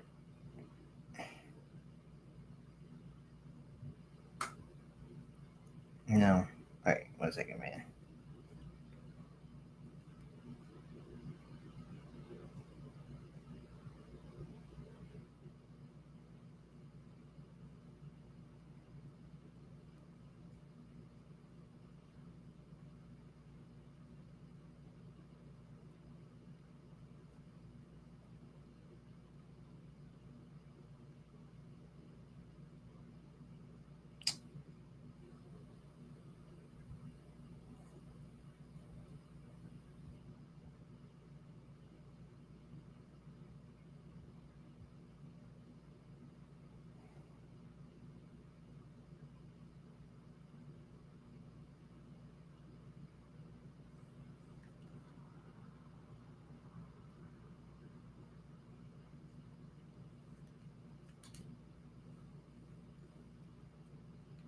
Okay, sorry. Okay, did Constification actually like kill the Rockafire though? Because I tried rolling out new Rockafire shows and then failed. And after that, it felt like the band became dramatic. I mean, it killed them because they were out of stores, and that was the thing. Too again, as the story goes, Showbiz were trying to find ways to own copyrights to the Rockafire and then get rid of the Rockafire, and then try to get Aaron. Try to get rid of Aaron too. Um, but I wouldn't say like it killed them because they got rid of them for good in the Showbiz stores, even though they didn't want to get rid of them in the Showbiz stores, because they did say before that they love Aaron's shows better than the Chuck E. Cheese shows. But it was, again, they want to take control of the whole show. But as much I can say, yes, Constification killed them because they were gone from Showbiz and they were like on their own. Aaron still killed the Rockafire as a whole because not only he was rolling out, not been rolling out shows at different restaurants, even though that was the thing during like 84, 85 ish. But with the new Rockafire, it just failed. And overall, it just showed like the Rockafire was just completely dead at that point after they left Showbiz. I mean, they were just, again, like Deshaun said in his other comment, they were just generic in these family entertainment centers. They were like really nothing new. All they had was show selector systems and all this other stuff. But the fate of the Rockafire was like completely dead, and it was just they fade from obscurity. They're like those generic animatronic shows that you might hear one or two of, and then they just like fade from obscurity. So yeah. So Constification actually killed Rockafire through like Showbiz. So I would say yeah. But then Aaron also like killed it too. Did find it funny that singing Rugrats song. I was surprised to see before the video shows how bad the band had become. Yeah, that's true, but I'm not gonna play it on stream because it's copyright. But yeah, there's a song actually. It's on YouTube, by the way, by the Rockafire. It's called "This World Is Something New to Me," which is from the first Rugrats movie, and the Rockafire Explosion actually does perform a program to that. It's actually on their show selector. I don't know which batch it came from, but it came out the show selector as well.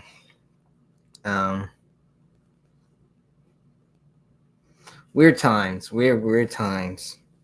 And I feel like the show selector 2 as a whole was just like, it was a cool idea they did back in the early 80s. I just don't like the show selector. The show selector to me is like one of the other reasons that kind of led to the Rockfire's downfall.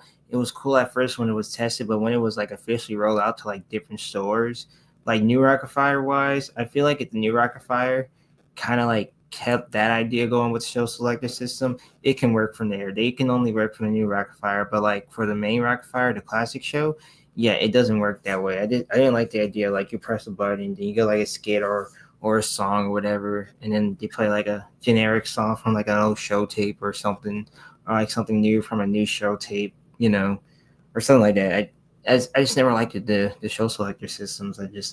They wasn't really made. I mean, I'll listen to like some show selector songs, but like say like as a show selector and the whole like the concept and everything, yeah, that wasn't me. I was never a big fan of the show selector. Like I said, the early tests did back in 82, 85. Well, they didn't do one in 85, but you know, those early tests, I can listen to those. But like 90 wise, depending on the song it is, then yes, I can like listen to it, but I would not appreciate again the show selector as a whole, because I just feel like the show selector kind of just was just adding more to the downfallness of the Rockfire. It just, again, what's my taste for it, you know. So even though Constipication did kill Rockfire, Aaron Factor just immediately killed him as a whole with the new Rockfire. Whew. No, I did not. I texted you. You probably saw my message. That's why you're in here. But no, I had checked for you saw my message before I continue what I'm going to say, actually. Because I feel like that's why you came in here, actually. And I didn't mean, oh, you did. My phone's on vibrate. My bad.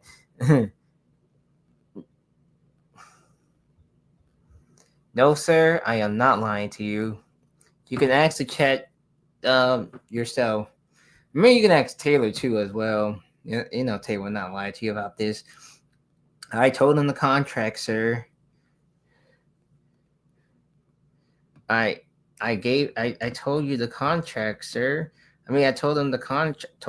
I told them the contract, sir. Tyler the GOAT is here. That's true. He is the GOAT.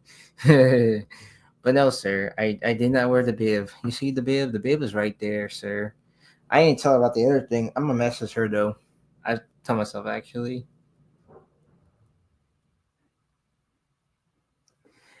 Oh, Tay told me when it was happening. Well, I told Taylor that I kept my word in her honor that bib was staying on the wall tonight. The only thing I moved was the fan, and I touched the bib like one or two times. I was like, your best staying on the wall tonight, you know. That's a question. I'm not gonna answer that. I am not gonna answer that question because no, you're not. You're not gonna believe me over her. Obviously, that's. I think that's a question me and you both know the answer to. Actually, if being particularly real here, see, I could easily say yes, but obviously no. Yeah, exactly. And then pull the belt yet, which I don't know why y'all keep talking about that. But sir, it's still on the wall actually. Lovely, isn't it? Like I was like, see, I was like, oh, let me tell him, and then it's like, aren't you proud of me? Obviously, for it, you know. Aren't you like, so no belt?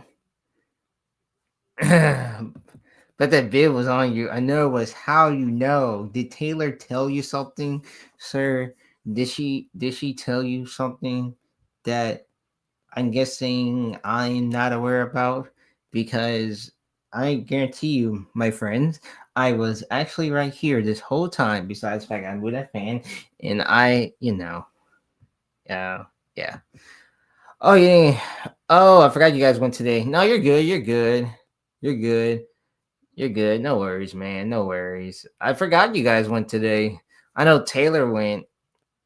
But I forgot you guys went today. I low key forgot about that. But you're good, man. No worries. No worries. Hey, Jack. But back to this big conversation, actually, because now we got to talk about it. Sir Tyler, my brother, you wouldn't think that I will go behind a contract, against my own will, by the way, because you were there too in this conference room when this happened, actually, and it was intense battleness, actually, sir. So oh, you went to an audio list? Yeah, I know that feeling. But yeah, back to the big conversation, because I'm not getting off of this conversation.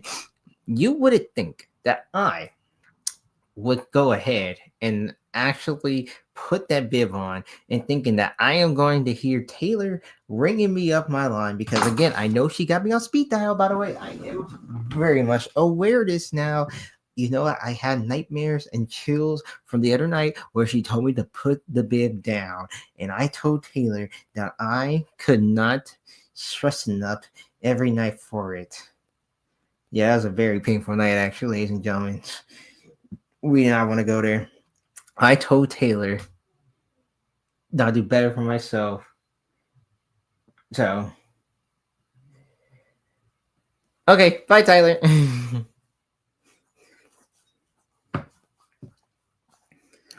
But don't worry, when I send you a lovely picture of something later on, then yeah, I'm gonna just do that later. I'm gonna do that later. Never mind. I'll get on talking about something later on. See a Martian band, nice. That was a quick appearance. I mean, hey, he kept his word actually on compared to last night, because he's having so much fun. But you know what? I got him later on tonight. Okay, makes sense for sure. But don't worry, Tyler. I got a surprise for you later, though. You and Taylor both actually. I'm gonna do this one time, not on the stream, but I'm gonna do this one time, and then I'm gonna stop this little incident, little joke. So be prepared for what you're going to see, I guess, later on, whenever, you know, I want to do it. I just want to mess with you guys. And I am officially aware of this, actually. So, whew.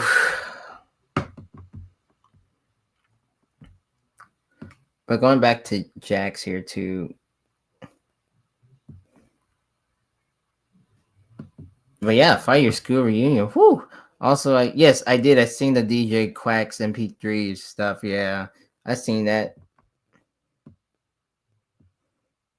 Yep, he showed up in Dip. What a great guy. One day when I grow up, I'm going to be just like him.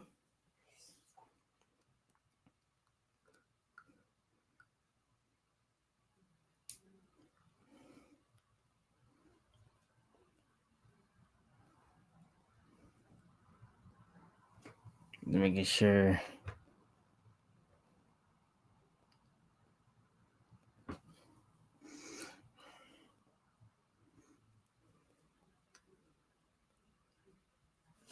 Yeah.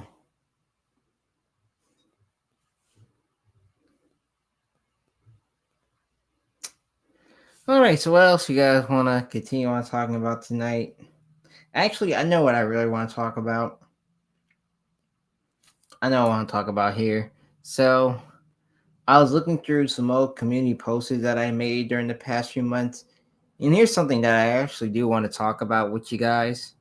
I want to talk about the every CC album rant video, because I know a lot of you guys are wondering what's going on with that video. And since CEC recently dropped the 2 new albums, what is the future plan for that is? And let me tell you, my friends, I will now explain to you what is going on with that video. So what's actually going on with the video here is that it's still like up in the air right now, because I want to get back to that project very, very soon. I still want to keep my word on just going over the 10 albums, because it doesn't make sense to talk about the Spanish and the Arabic album if I don't understand that language fair enough. That makes a lot of sense. I will briefly mention them in a few parts. So again, my plan is still doing the 10 albums again. That's where before, and I'll try to really tried to incorporate much of the Spanish and the Arabic album, if possible, if I remember. For one, I will include some DJ Munch remixes for certain songs that does have a walk around. I will include that as well. ASL, Parents versus Kids, stuff like that. But I came across this earlier today, and I think I haven't watched this in a minute, but this video is like 2 hours of the unfinished raw edits. So do you guys want to watch, to kill some more time on this stream? Because I know we're not going to have a lot of people on here tonight, but do you guys want to watch the 2 hours or what is mostly finished of the CEC rant edit? Edit so far. This one has like the Rasco promo in it too, by the way. So will you guys be down to watch?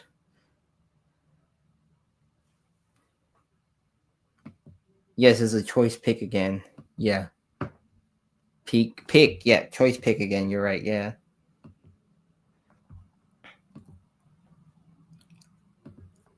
Ouch. Really up to you guys.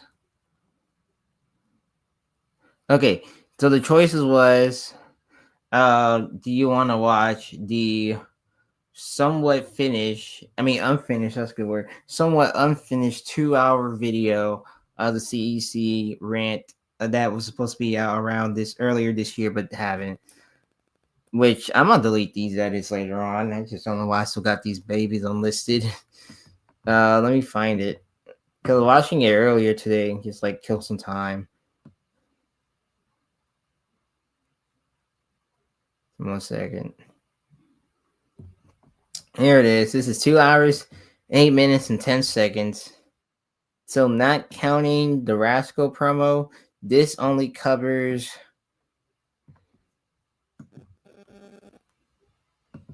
Well, we're going to watch the whole thing, actually. And thankfully for this ain't got no countdown. Anyway, I was watching earlier, like I said. So this goes all the way to the intro, summer, fun concert, every day's birthday, Halloween, spectacular, music, friends, holiday party, happy holidays, the Rasco promo. I might skip this over. If every day was Halloween and happy Halloween. So that's all I had gotten. And this, okay, so far this only survived. And there's another edit that also did survive. But this is the one that kind of survived all the way through. And, before the whole shit went down with the editing and stuff. So this is kind of all what I got. Yeah, this is still incomplete, but this is old now. I got to change a lot of... I got 2 unlisted for this one, but this one is incomplete. This was like beforehand. I used to save for reasons, but this is one of the 2 surviving. I can't even talk. One of the 2 surviving ones, but when I redo the video again, I'm gonna rework around some more lines and stuff because I didn't like how some of the lines were put together and some stuff wasn't, or whatever. The perfectionist. That's what it is. Perfectionist. Okay. Anyway, let me just play from the beginning. All right.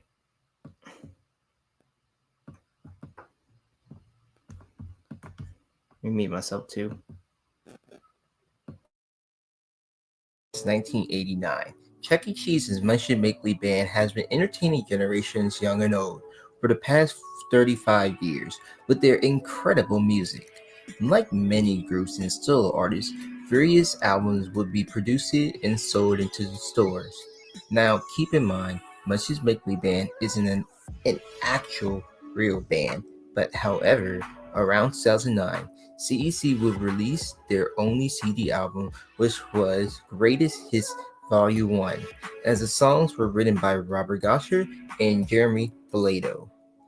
Which, fast forward to Chucky Con 2019, during the interview session with Matt Daniel, who is a longtime CEC fan, as he worked with the company before, as he is the current director of entertainment and songwriter.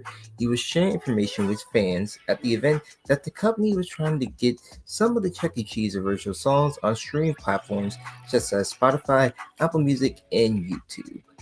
As you may know, Ever since 2015, the modern rockstar era has produced a lot of original songs, with some of these songs will be featured on various streaming platform albums. So on today's newest topic, I'm going to rank every CEC album. Now, just a few notes before we dive right in. I'll be only ranking all 10 albums, which means 7 albums and 3 EPs. So don't expect me to talk much about the various singles or DJ Munch remixes, which will make sense as you'll make the video more longer than what it already is. As this video will go on a tangent here and there, so if you're into that, then this video is just for you. So let's hop right in.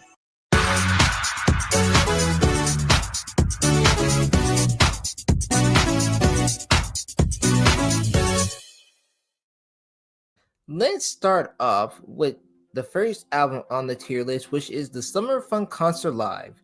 This album debuted on June 3rd, 2022.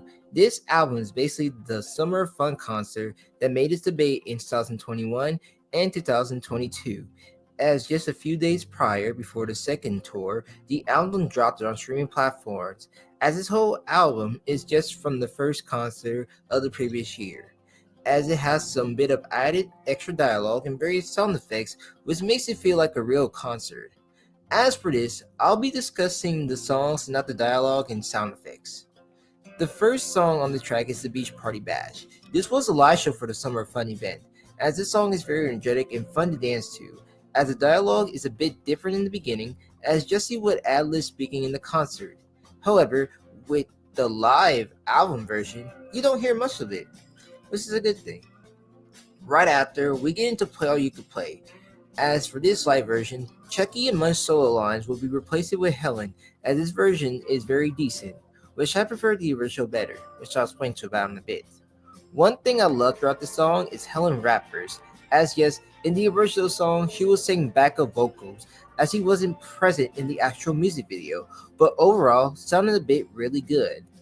As in the 2021 and 2022 version of the concert, Bella's verses wouldn't be included, as around 2023, Bella would make her first appearance in the last year's concert run for Play All You Could Play.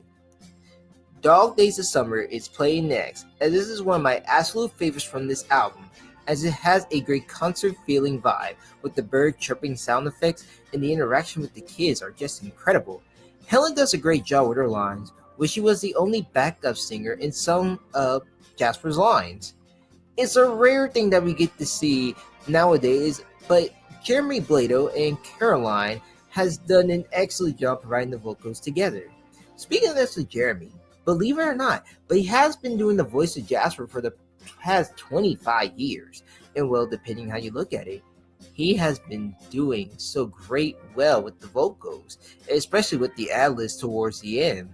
I'll always have these memories, but I'm just so happy spending days like these with good friends and family. What could be better? And so I'll pack a lunch and grab a pole and let's head on down to the fishing hole without a care and filled with wonder. 'Cause it's a dog days of summer, hanging out with all my friends, hoping that the sunny days will never end. What is this magic spell we're under? It's dog days of summer. Na na na na na na na na na.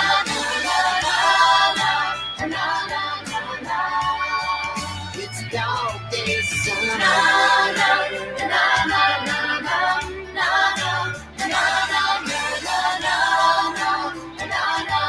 na. It's dog days of summer. Na na na na na na na na na na na na. It's dog days of summer. Na na na na na na na na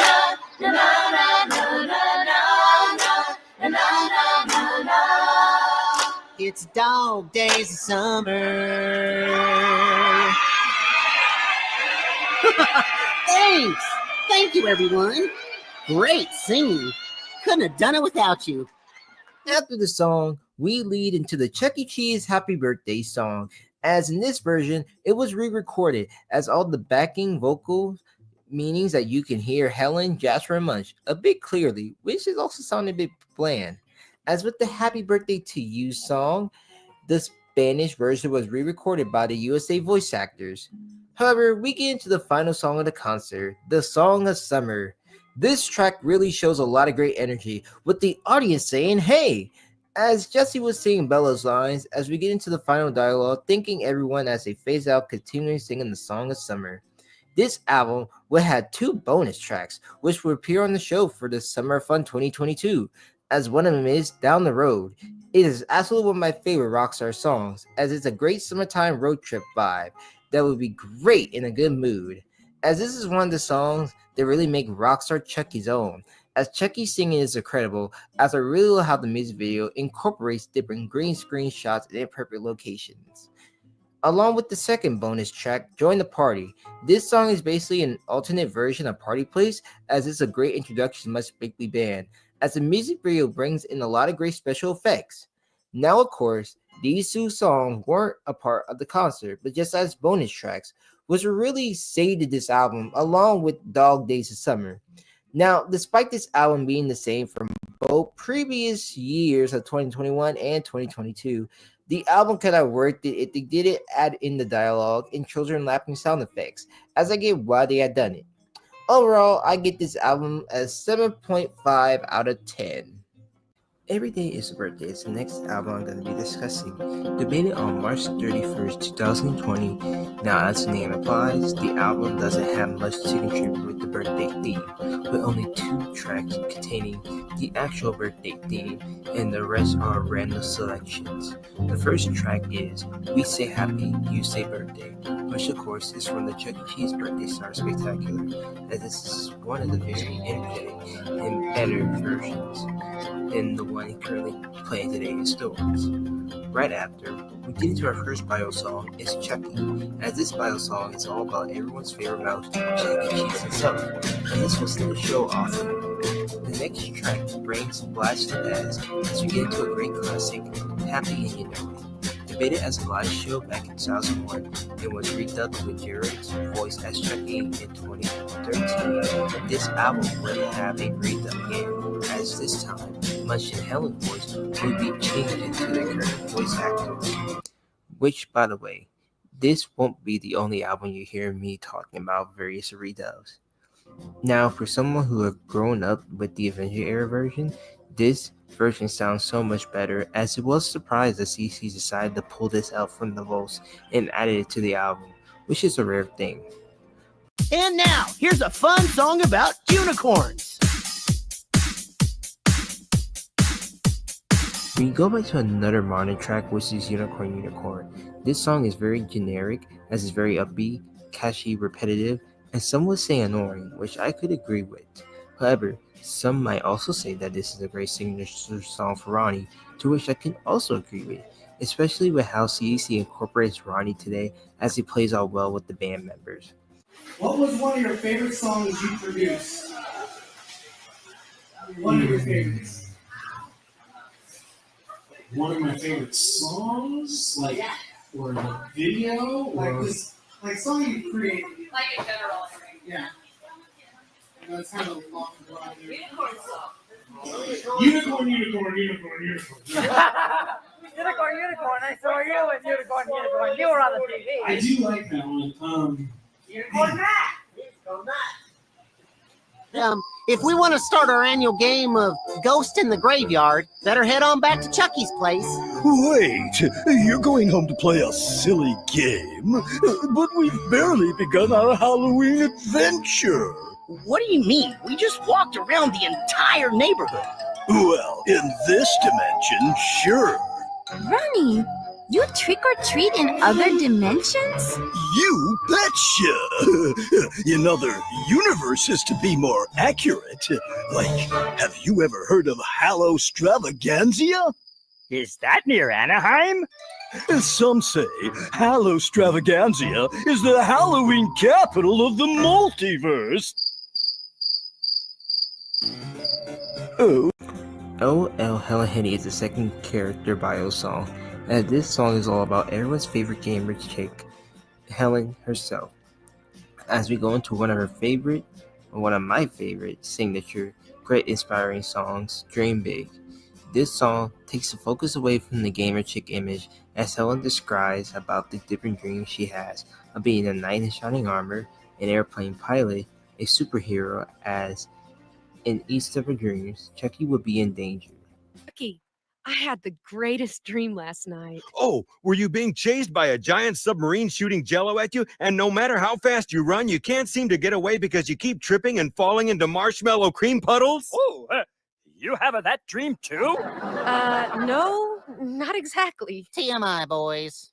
TMI. I dreamt that Chucky was kidnapped, and I had to fight off his kidnappers to rescue him. Wow, what a dream, Helen. Dreamed I was a superhero, helping those in need with good deeds and my superpowers. Nothing in the world that I fear, no. Valiant and brave, unafraid in the darkest hour. And so then it seems you were in my dreams.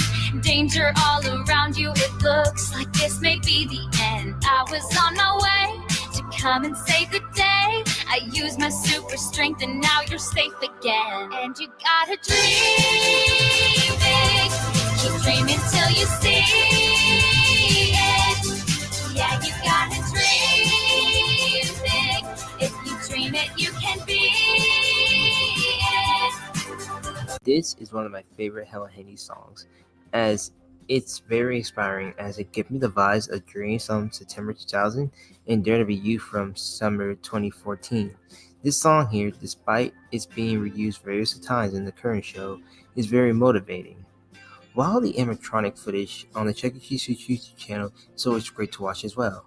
As a fun fact, Matt the franchise has done the filming and editing. And you gotta dream big, keep dreaming till you see it.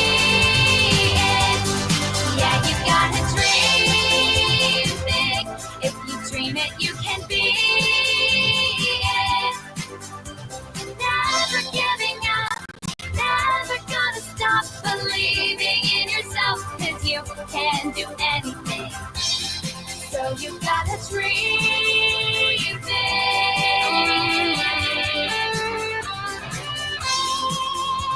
That's right. Never stop dreaming. You can be anything.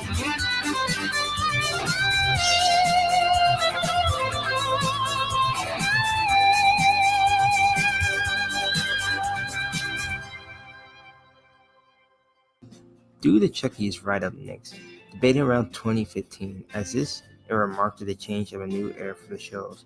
Overall, one of my favorite live shows, which you have been on the Instagram side of the community. A lot of fans were sharing their voices and hashtags to corporate to bring back Do the Chucky, since it's been a while since you have seen it in the show playlist. However, after many posts and word from Matt Daniel, on August 22nd, 2023, Do the Chucky actually made a return, as this version was a step-by-step dance video. Fans were absolutely surprised to see this come back, as it was a complete shock move by corporate. At least this album wasn't committing a fraud. If you know, you know. The third bio song will be Oh Pasquale, as this song is all about Pasquale. As we keep drumming, this song is a prime example to show off Pasquale's talented drumming skills instead of his stupidity. I'll actually get the talented team props credit where credit is due, as the various shots of Pasquale were truly amazing. Drummers are the backbone of any good band. Ringo got a nothing out of me. Drum solo!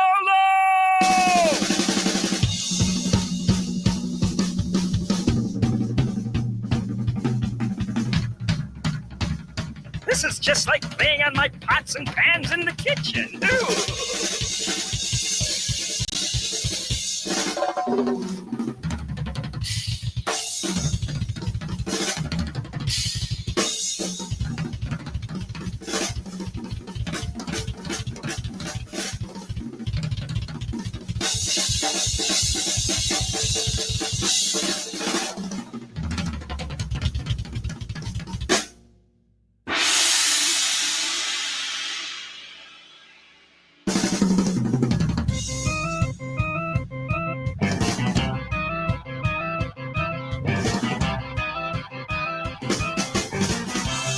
a syncopated man.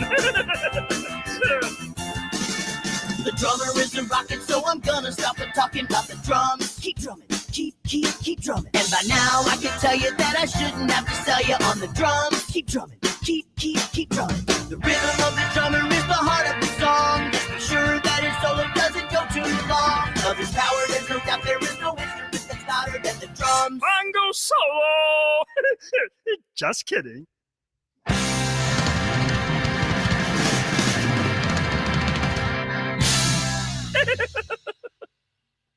Right after, we get into our second to last bio song, he's Mr. Munch, as this song is all about Mr. Munch himself. As Player You Can Play is up next. In my opinion, this song isn't entitled as a Munch song, as I feel like Nobody Knows or Purple Planet Point of View would have fitted in the spot perfectly. But I get why corporate decided to use this song in the album since it was still considered new. It's the 70s is right up next. Another great song by Pasquale, as the whole purpose of the song is Chucky trying to get Pasquale to discuss about the year 1970, but Pasquale tends to get a little mixed up from the letter in the alphabet, the temperature, and even to the decade. As a little fun fact for those who haven't seen the interview on Jake's Happy Nostalgia Show, Eric Neal, the current voice of Pasquale since 1999, has explained that It's the 70s was his favorite Pasquale song. Moving on from Barney and Booker T. Bookworm, how did Barney transition into inheriting the role of Pasquale in the Chuck E. Cheese franchise? Well, you know, there's not necessarily a direct connection between one job and the next. But number one, when you do one job, you gain experience. After having done Barney, I probably had certain qualities that I didn't have before. Maybe it was confidence in certain ways.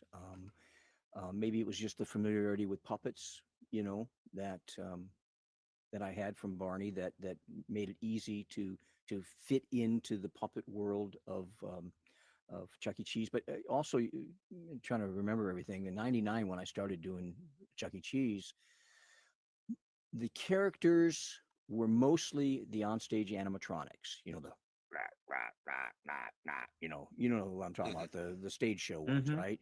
Yep. And some of them, well, they certainly aren't puppet-like, other than the fact that you know that it's being manipulated not by somebody's hand, but by some kind of remote control, But so in that sense, they're puppets.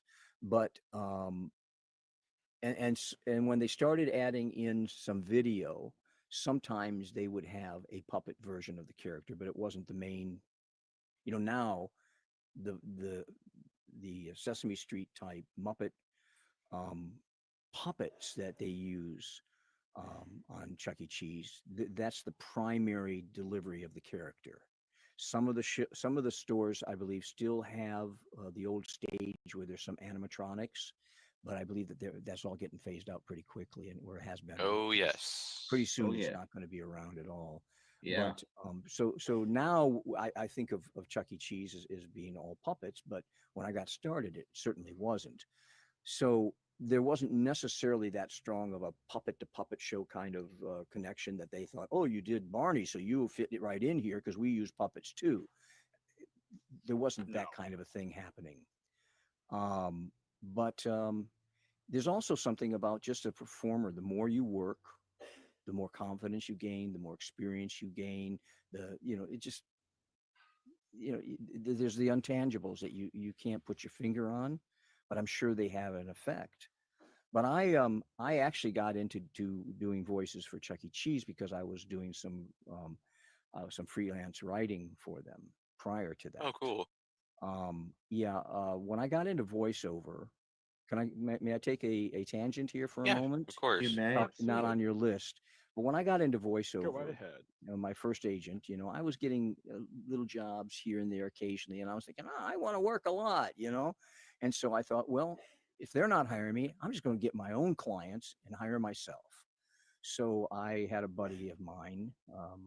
We go back, like, we was hanging out since 10th grade together. and he was in the advertising business. He had gotten a degree in advertising and worked at a local ad agency. I said, let's start a little production company where we can do radio commercials. We can do comedy radio. And he was all up for that. So we started going after clients here in the Dallas area. We got quite a lot of business. Maybe it's because we were so cheap. I don't know. I mean, what we charged was so cheap. But we did a lot of radio commercials that we wrote, produced, and at the beginning I did most all the voice work in, because that was the plan, get my own clients and hire myself. But after a while I realized that I could actually be a better radio producer if I didn't try to do everything myself. And so I started hiring other talent, and after a while I was only hiring myself once in a while. But nonetheless, that led on to then doing radio, from radio commercials to TV commercials to corporate communications to children's communications of different sorts. Whatever production opportunities there were in the Dallas area, I went after that, and I developed quite a resume as a writer as well. And so I ended up writing some scripts for Chuck E. Cheese. And so the producer at that time knew of me. He also knew that I did voiceovers. And so he called me in one time and he said, hey, we got this Italian guy, this chef named Pasquale we need a voice for.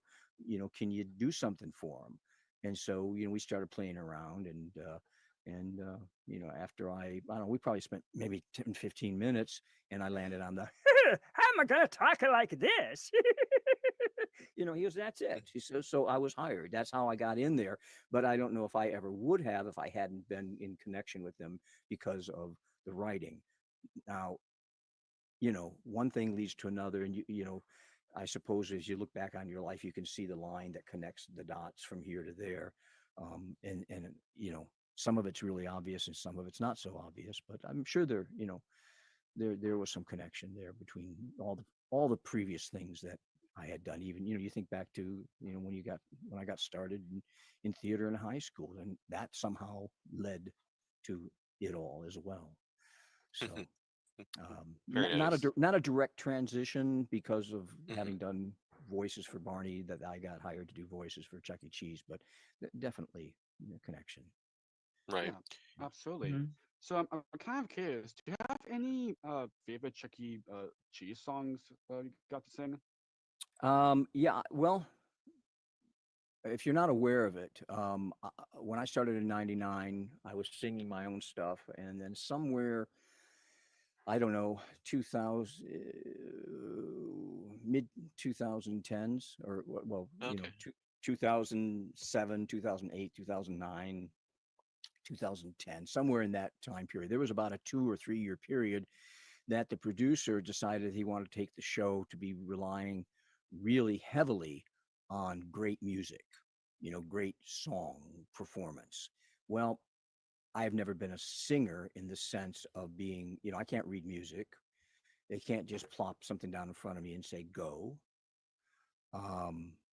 But you play it for me and you give me a scratch track, especially, I can follow it and I go, okay, I got it.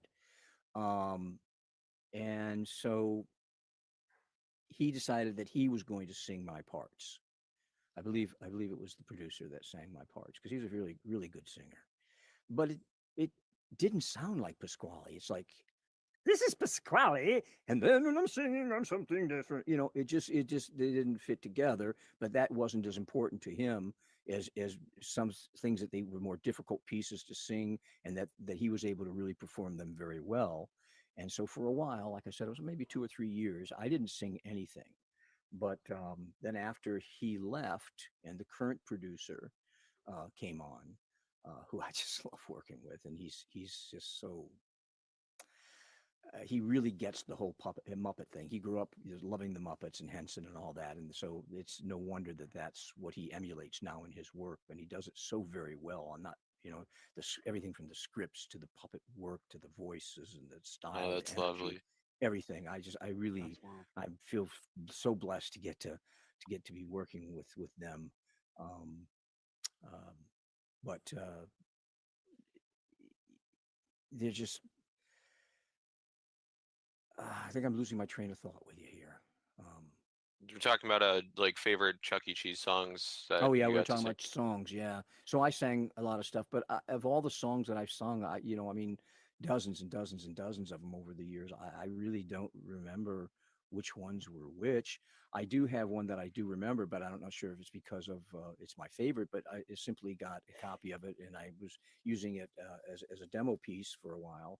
I think it might still be on my website somewhere, but it was like this called the 70s. It was a disco piece where the whole premise of it was to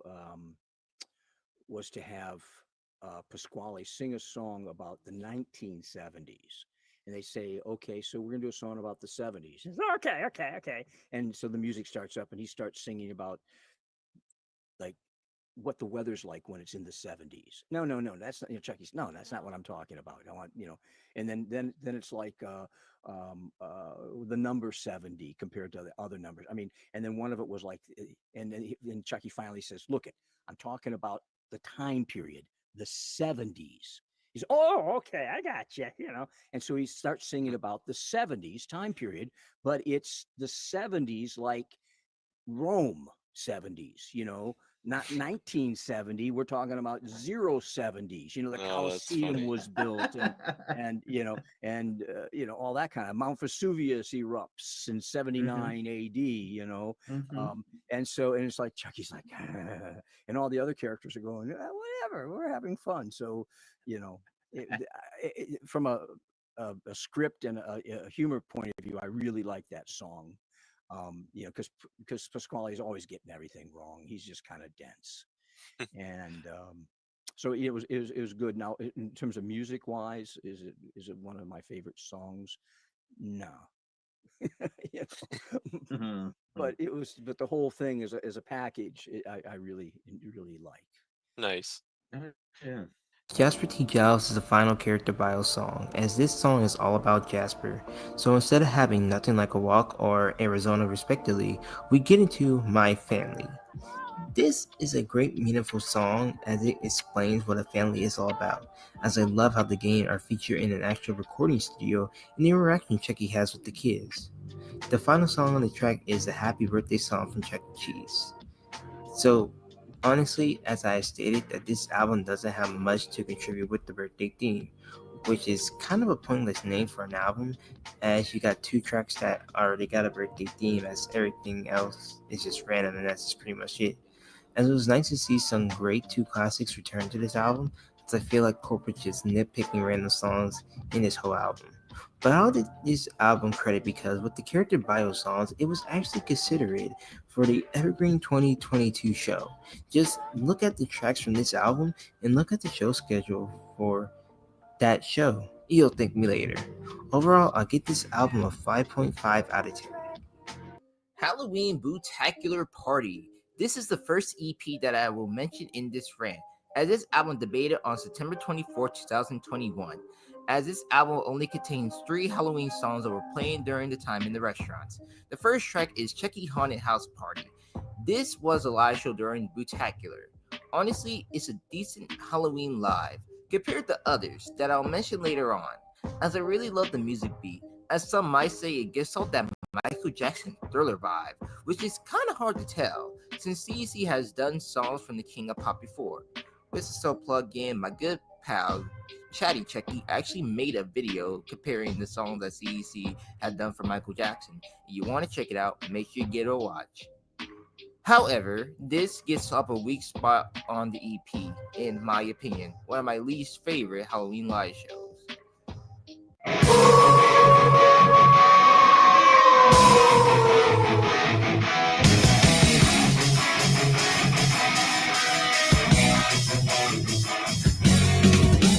Halloween Night is right on the next. Let me tell you, when I first heard this song, I was in complete shock because this song really brings out the best definition of rockstar, besides from the silly, crappy Sesame Street style format. As this song gets a rocket energy vibe on his guitar, explaining about Halloween nights. As Ronnie keeps on arriving at his and Nigel's home to get so many candy. Trick or treat! Ooh, raisins! I love them! Trick or treat! Thank you. Bye now. Go! Trick or treat! thank you. Trick or treat. Trick or treat.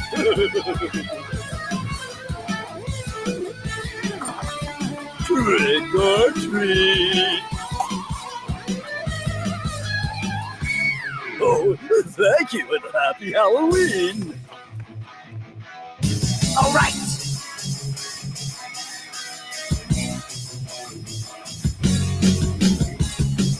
This song is kind of like Trick or Treat, but done way better, which I'll discuss whenever I get to that album. It's Gotta Be Halloween, the last track on the EP. Another great Halloween song done by Chuck and Helen. It's a rare thing, as it has a great spooky beat vibe, which you can really jam out to, an absolute banger every time it comes on. Now, despite this being the only EP I have mentioned so far, which I'll discuss either two more later on in this video, I really loved it. Halloween Night and It's Gotta Be Halloween really saved this album, truly so. I get this a 9.5 out of 10. Music, Friends, and Fun for All is the next album to be discussed, debated on March 11, 2022. This is one of the weakest albums that CEC released, as it was just random songs being picked around, just like if every day is a birthday. But for some odd reason, which this album first hit it on streaming platforms, CEC themselves didn't mention this album at all, which I have a theory about it as I'll explain later on. The first song on the track is the Spring Break Breakdance. This is debated as a live show during Springtastica 2021, as this was the second to last live show to have the Chucky electronic programming, as the next year prior, the program for Chuck will be removed. Now, with this being the first song of the album list, it's the weakest of the spots, as it's one of my least favorite modern rockstar live shows. The only thing I'm likely to Chucky's rap version of Push on DJ March, as despite various different versions of the song that came out onto the channel, overall it's the weakest of the track. Barbara the Barnyard Barber is right up next. Just like the first track, this one is also on the weakest, as this is a silly song about a farmer girl named Barbara. A little fun fact, Barbara was supposed to be a program song. You see, during the production of Show 2 2020, Chucky's Middle Name was supposed to be the new song, but due to the lockdown, it didn't happen. As due to that, Barbara was changed from an intermission to a programming song, and Chucky's Middle Name was eventually finished for Show 2 of 2021. Oh boy. Mr. Munch, here is your question for our grand prize. A year's worth of Chuck E. Cheese pizza, a year-long unlimited play pass, and one medium drink, good with purchase. What is Chuck E. Cheese's middle name? What, your name is Exit? Exit. No, my name isn't Exit. Oh, Charles, I feel like I don't even know you. Thankfully, after these first two tracks, the album wasn't nearly bare. As you go into Bella's Garden next, this is a great duet by Chucky and Bella, and this song is all about the different types of vegetables in the garden. As this version of the album is from the Avenue Fun Break, as this was during the year when Bella became the newest member of the band.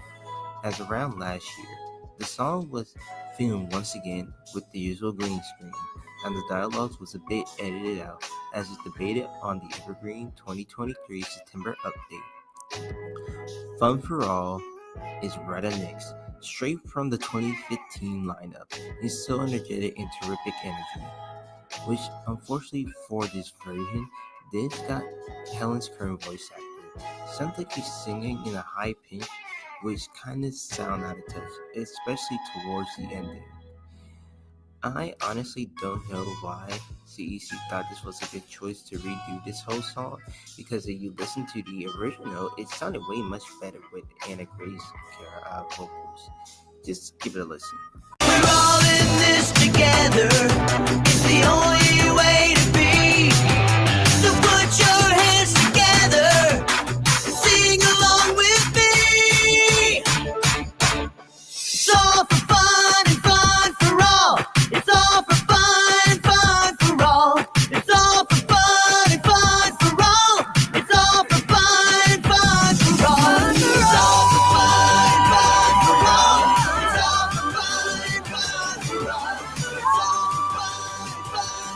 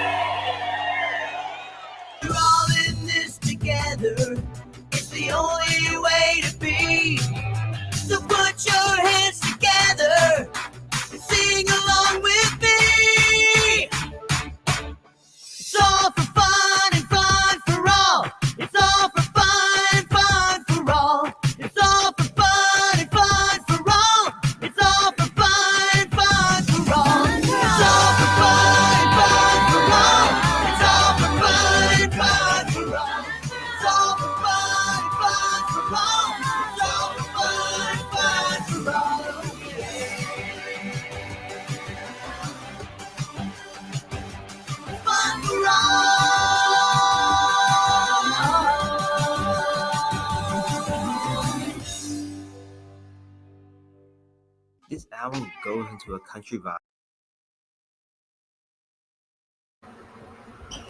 Hey there, Showtimes. Right now we're just watching a preview, not preview. We're watching the unfinished video, and supposedly, hopefully, a new video coming soon of the CEC album rant video. So that's what we're doing right now. You know, just to kill time. But so far for the album rant, that was supposed to drop earlier this year, but you know, got deleted around. Well, the whole project just got trashed in around November of last year.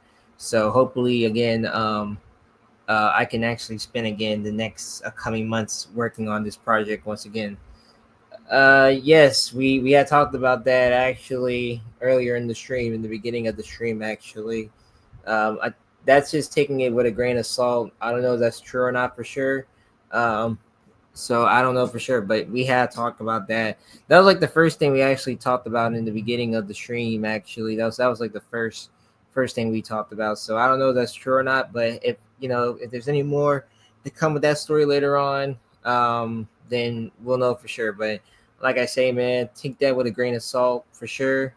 But anyway, I'm gonna mute myself now. I was muting myself so you guys can like listen to the rest of the video, because I know you guys were kind of like listening to it, doing something else in the background. So I'm gonna mute myself again. My bad, y'all. I just gotta explain the Showtimes what's going on. With the Tales of Jasper T. In my opinion, this album could have worked it well if Every Day is a Birthday album, as I understand why this is. Okay, so another thing I do want to apologize on. All right, good night, Emo, for sure. You don't stay out for long, that's understandable. Okay, so one other thing I do want to apologize. I'm sorry for the mic quality. Sometimes I forgot which ones. I think it was this one for sure. If yeah, so I'm sorry for the mic quality. If it's like some of these parts do sound low, I'm hoping when I do better record, the mic quality of the sound a bit better as well too. So sorry about that. It wasn't made, but I digress. The song tells about Jasper's troubles chasing his tail as he's talking to another hound about his trouble. Jasper comes to realize that chasing friendship is better than chasing his tail. Well, I was beat up, battered, and bleary-eyed, and my body was bruised, and so was my pride, but I was ready to continue the chase without thinking twice. When I saw this old hound sitting all alone, looking just like a dog without a bone, he said, Friend, let an old timer give you some advice. Well, I tell you, son, I was once like you. I turned my back on my family and the friends I knew, thinking chasing my tail was all I'd ever need. But it only causes pain and strife, just running in circles for all your life, and you don't want to know what happens if you succeed. Well, I'll tell you, folks, I about turned pale from this old hound's cautionary tale, and at that moment I finally saw the light. And I could have thanked that old dog for days for helping me see the error of my ways, and was grateful I had a chance to set things right. So I headed on back to join my friends, and this here's about where this tale ends, but I'll always remember the words that old dog said. And I'd be lying if I said that I'm not prone to still chase things time to time, but I spend more time chasing friendships instead. It's the tale of Jasper T. You finally changed your ways, and you're gonna find out that you'll be surrounded by friends the rest of your days.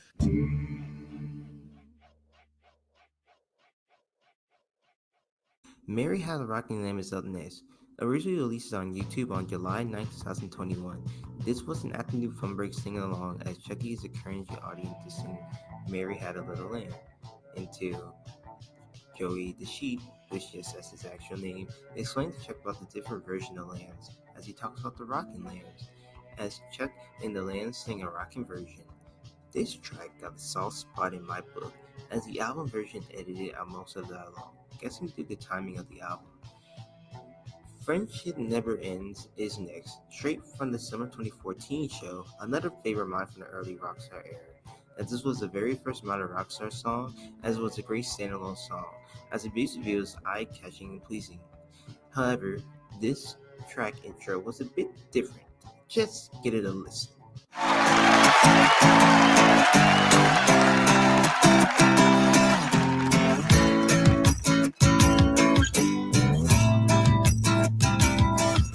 A slice of pizza pie is the apple of my eye, and I think I'm gonna cry cause I can't eat it now, y'all. I'm on the stage and I'm rocking with the band, microphone in hand, and I'm singing to a band, y'all. I sing, you sing, we all sing together, friends forever.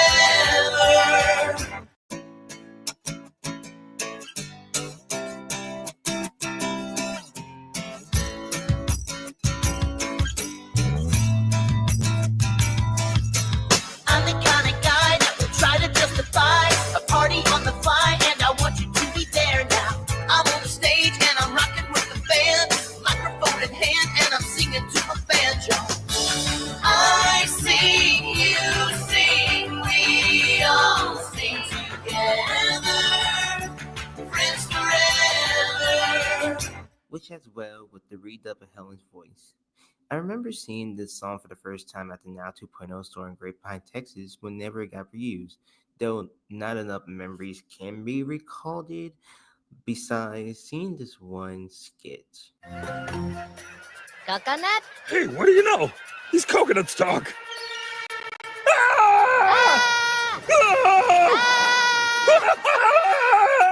What, Munch? What's going on? Why are you screaming? Chucky! Chucky! Oh my goodness! You are not gonna believe this! What? What is it? These coconuts can... If I tell him the truth, he'll just think I'm playing make-believe again. Munch? I was screaming because... I forgot to put on sunscreen! Oh dear, I hope I don't get a sunburn! Oh. Okay. Well, I'm gonna finish gathering up these palm leaves. Right after we go into Dancing Kitten, this track was a bit of a surprise, returned from the 2015 playlist as well. And one thing that threw me off is why corporate decided to use Helen's voice. Cause he's a dancing kitten, can't ask for more.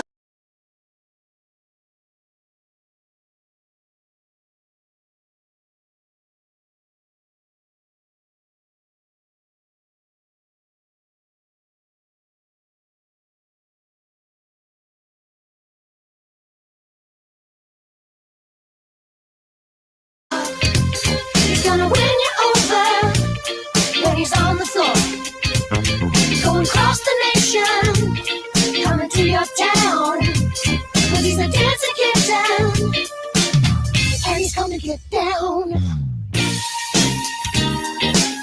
Dance, dance kitten. No other kid is shaking like you. Dance, dance kitten. Here's the second verse. I honestly don't know why corporate decision behind this was completely dumb, as the original track is just fine just what it is. Whenever this song made a return into the spring 2023 show, a lot of fans were worried that this album would played in stores, which another song of this album did, but we'll get to that in a bit.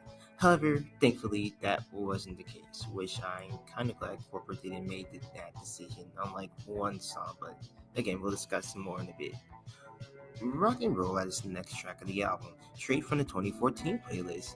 This is one of my favorite Rockstar songs, as I love Chuck's rap outfit and verses, as this track is just like the others, just have a redub, as this time Jasper's tone got changed a bit.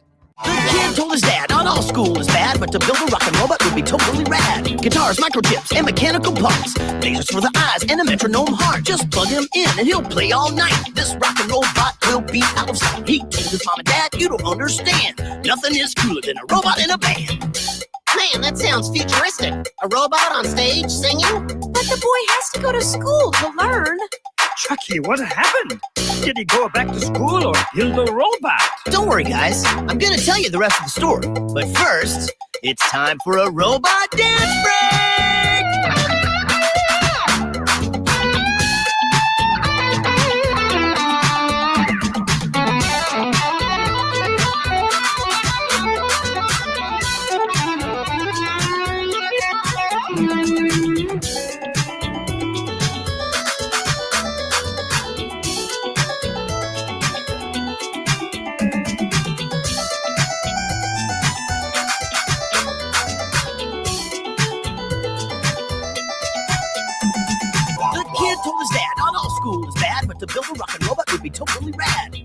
microchips and mechanical parts, lasers for the eyes and the metronome heart. Just plug him in and he'll play all night. This rock and roll bot will be out of sight. He told his mom and dad, you don't understand. Nothing is cooler than a robot in a band. Man, that sounds futuristic. A robot on stage singing? But the boy has to go to school to learn. Chucky, what happened? Did he go back to school or build a robot? Don't worry, guys. I'm gonna tell you the rest of the story. But first, it's time for a robot dance break!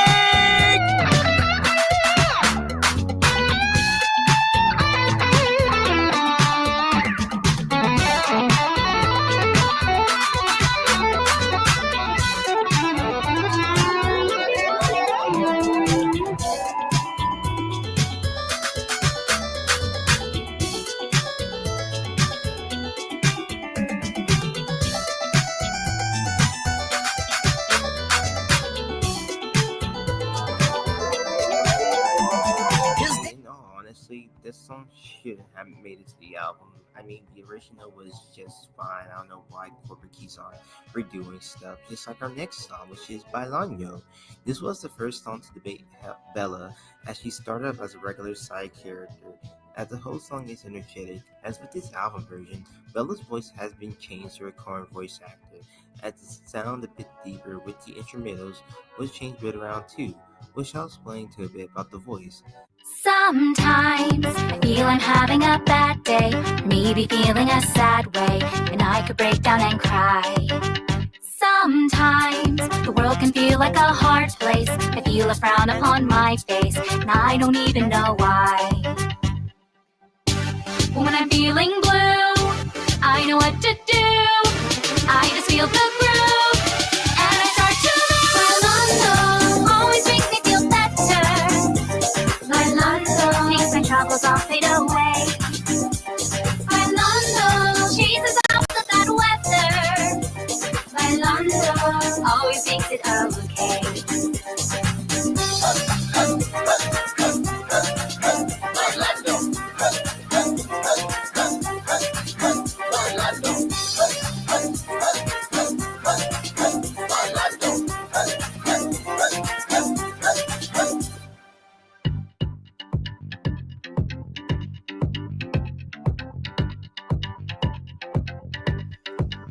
Sometimes I feel I'm having a bad day, or maybe feeling a sad way, and I could break down and cry. Sometimes the world can feel like a hard place. I feel a frown upon my face, and I don't even know why. But when I'm feeling blue, I know what to do. I just feel the groove, and I start to move. Bailando always makes me feel better. Bailando makes my troubles all fade away. Bailando chases off the bad weather. Bailando always makes it okay.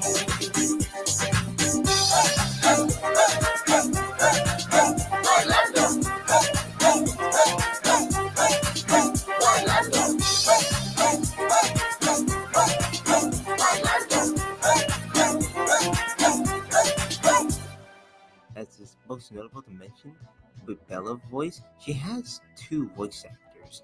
As around 2018, her voice was voiced by Vanessa, as some thought it was Caroline, Helen current voice actor. But as of 2019 till today, it was unknown until it was confirmed. It was someone named Alyssa Moore. I'm sorry if I'm butchering that name wrong, which is the current voice actor, which actually how she got it was thanks to Eric Fisher himself, who gave her the job. As around this year of Evergreen show lineup, Bailando made its return after 6 years, which did confuse a lot of fans at first, because again, there were two versions. However, it was confirmed that the stores that had the remaining existing stages will have the original version, since they still have programming. But for the stores with Studio C 2.0, and for some odd reason, Northbridge would have the modern day version. Chucky says is right on this. This originally debated on the Chucky's Totally Awesome Kids show as a live show in 96, then redone around the Adventure around 2002, and in the early Rockstar in 2014. Unlike the Spring Break Breakdance, this doesn't have a weak spot. As I adore the early Rockstar live shows, as though in my opinion, I would rather see Chucky set fit better in this spot. The final song of this track is Because We're Friends. This song here is my favorite Rockstar song from the fall 2014. This is a great light-hearted song sung by all the band members, as the music video to be outstanding. It was redone around during the pandemic era, where CEC will bring this song back as was rewritten and each character appearing on physical screens from their home. This is a great finale for the album, as this song definitely deserves a return onto the channel with a great improvement of music videos. No, I'm not talking about your average green screen that CEC always does, but sort of a set design, even though they still use that in the studios. Now, as I have mentioned, this is one of the weakest albums that CEC released, as when this album first dropped, CEC themselves didn't mention this album at all, which I do got into a theory about it. I guess because of how much random song selection was adding, as some of these songs had nothing to do with contribute with the album, besides portraying fun for all, as the various redubs were very unnecessary. This album was a major flop from the charts, as some song selections could have been better, as with the album cover. It did piss a lot of fans off as Squally wasn't featured and Bella instead. Now, I know this was due to a marketable reason, which is that Squally isn't mentioned much. But, save you the trouble, just a sub-plug, I have made a video about Bella if you want to watch. Overall, I give this album a 3 out of 10. We're at the number 6 spot of the rant list, which is Chucky's Holiday Party. Not going to be confused with the actual show tape. This was the second EP on the list as debated on November 19, 2021, as it featured 3 songs that played it during the holiday season. The Holiday Party is the first track of the EP, as it featured Chucky, Munch, and Jasper rapping together, as Bella singing as well. The song gives me a Run DMC vibe, as I love how the team dressed up the characters in these great rapper outfits. Fun fact, according to Cheesypedia, Matt Daniel requested this song as Eric Neal enjoys old school hip hop, as the song is similar to So What You Want by the Beastie Boys. As for someone who enjoys old school hip hop and R&B, this is absolutely a great holiday song, as I love the chemistry bringing Chuck, Munch, and Jasper rapping together. We got to witness this again for the Garden Grove. The Yuletide side is next.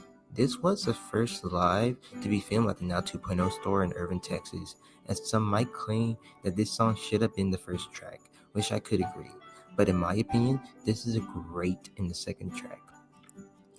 Oh, I just love the holidays. So many fun celebrations and so much yummy food. Another chance for this chef to really shine. And now, to leave this delicious pie here unattended on the windowsill to cool. The Windowsill was the last song, which featured Munch and Munch, as Munch wasn't to try to eat Pasquale's holiday pie.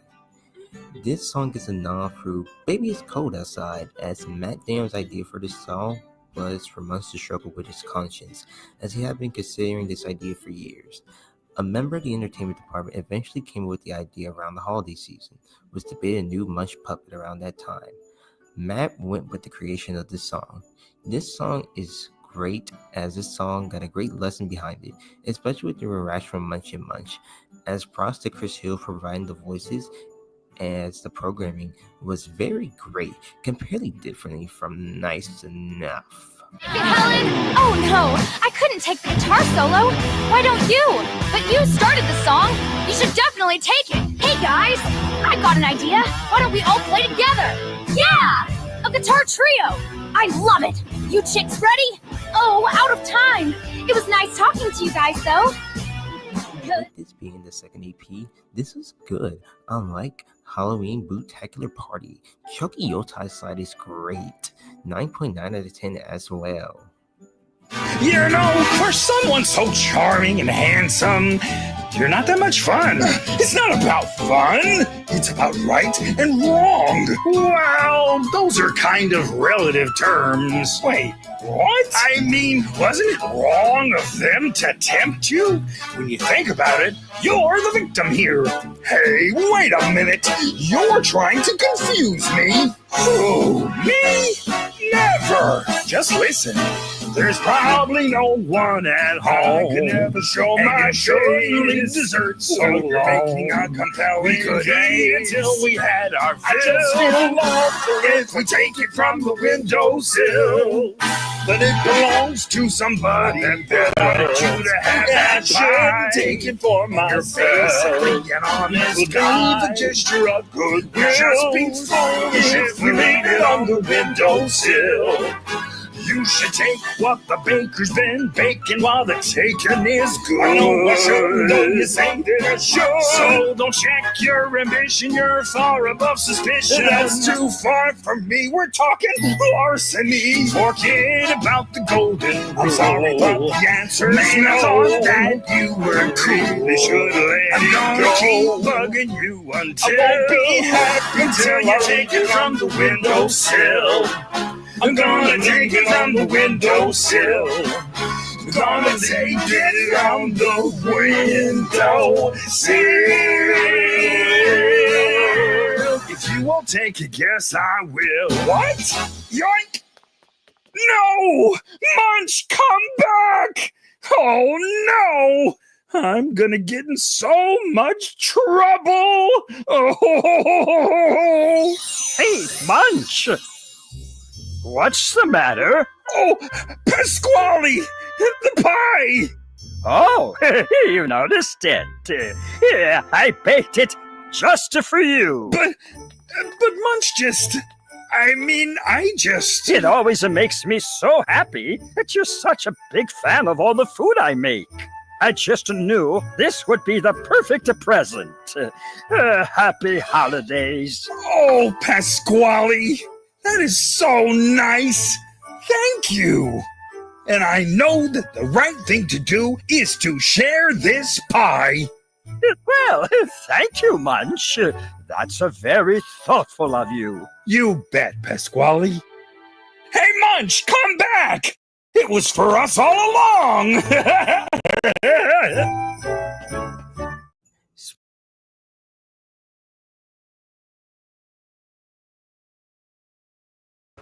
All right, we're gonna stop here for tonight. Yeah, we're gonna stop right there. That's why when I paused it for a little bit, I was trying to see how far we were far in the video.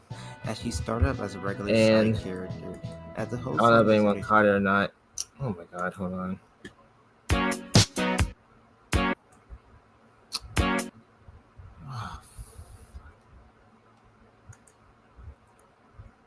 No kidding.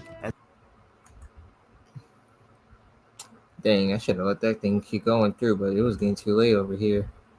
Too late for some people too. So anyway,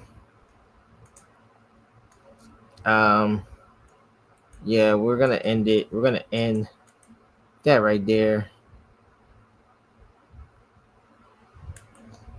No, it wasn't the last out. It was the last video for the stream. It was sitting for 2 hours. So basically, if I continue to let it play, then you'll hear the Happy Holiday album, which that is a long one, obviously. But then you'll hear the Rascal promotion, the Happy Halloween, and the Happy Halloween album. But I was looking at the time, and I was like, I do not want to. I mean, of course, you probably was enjoying it too, but still, I was like, that's why I kind of paused for a little bit. I was like, oh my god, which album should I like stop it at right now for the night? Because, you know, but it was a band on like playing it all the way through, or just taking a quick pause and then the next time we go live, you know, we'll kick off from there. You know, it was because I didn't want you guys like stay up too late. I mean, I don't want to stay up too late either. I got work in the morning.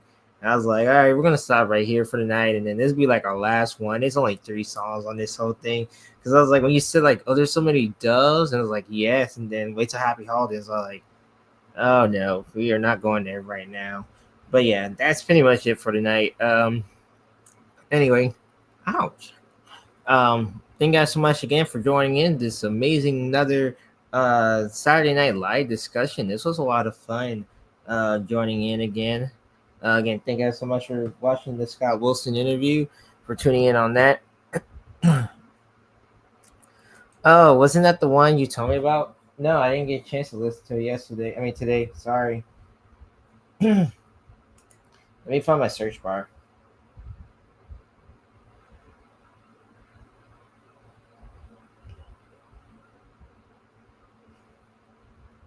I had the artist name, Kurt. What was the song called again?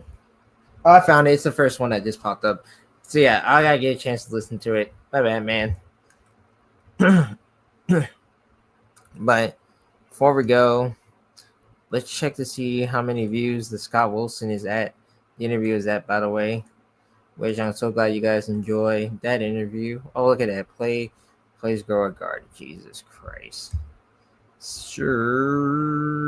Ba-ba-ba-ba-ba. So currently right now it is at 103 views. So the interview itself is at 103 views. It might go up in a day, I'm not sure yet. But anyway, thank you guys so much for joining in that interview and listening to the interview. Again, we'll have more coming soon. I can't wait for the art too as well that Kirsten will be making. But it is time to end the stream, ladies and gentlemen. So what better way to end off the stream is to play the song. And I'm hoping the algorithm goes well too. I agree. We'll see about that. But what better way is to play out the song, which I had to share the screen too. I hope it does it justice too. I hope so. I mean, the other episodes can do so much justice. I feel like, honestly, I'm gonna take before I actually do the song. I really feel like I think more into it is like when it comes to like specific topics, the algorithm does so great with like it does so great when it comes to topics. It does good justice for it because like literally like if I release a topic right and premiere it, it's gonna say like 100 views and then in a day it'd be like 1K views. So I see that topics are doing more better than with interviews. But I am hoping that with this being the Scott Wilson interview and seeing how many views it was going with the counts, I mean people watching actually too. I am hoping that it does do justice for it. So if you ever see me post it again on my community post, then just know like, hey, I gotta let the algorithm know that this video is out there and stuff. So like I said, when it comes to topics, it's like it's really nothing too. Like I just release a topic and then boom, the numbers just do its own thing. But I am hoping that the Scott Wilson interview does his well justice too. I seen that.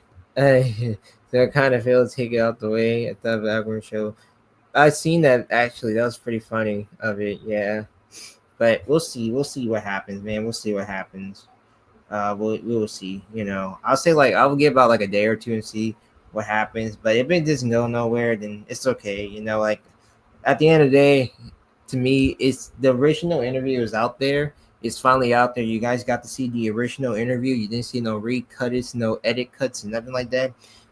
You guys seen the interview in its full glory, and that's all that matters to me, honestly. But just know when the new episode drop and the new topic drops, it's gonna be that's something we're gonna be talking about for I guess for a while. I think that's gonna be really, really talked about for a good while, man. So that's at the end of the day, that interview is out there. The original interview is out there, finally out there. And as much as I can still say that it was still kind of BS and what happened and stuff, just know when this 2.0 topic drops, then that'll be something to really talk about. But I'll share more information about that very soon, whenever the time is right. So do expect an update on the talk show and what the future of Lowe's has from there. Might do like an update on Concert Cheese and the talk show. But anyway, let's end out the song here because it's almost 10 o'clock here. But let's end it out tonight with our song, with our goodnight song.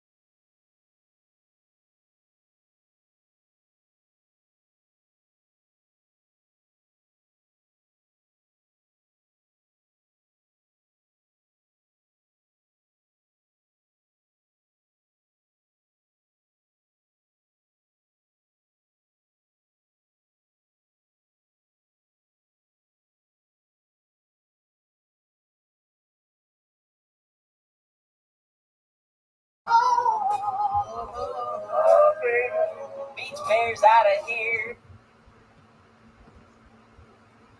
Oh, it's muted? Okay. God, I hate doing this sometimes on StreamYards. Thanks. Hold on. 1 second.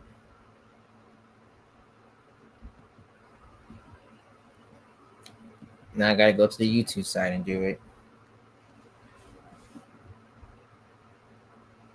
1 second. Oh my god, I gotta go over here and go do this because sometimes I don't know why it has that problem. But let me do this 1 second, y'all. Alright.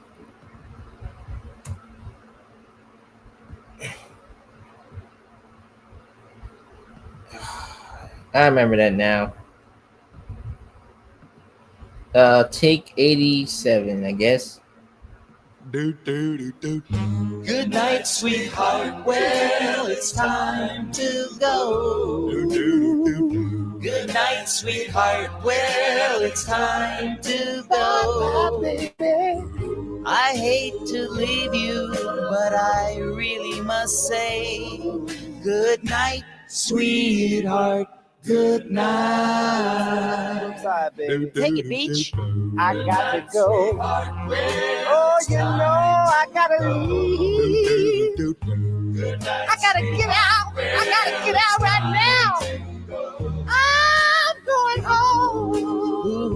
Oh, baby. Beach bears out of here. I'm gone. Good night, sweetheart.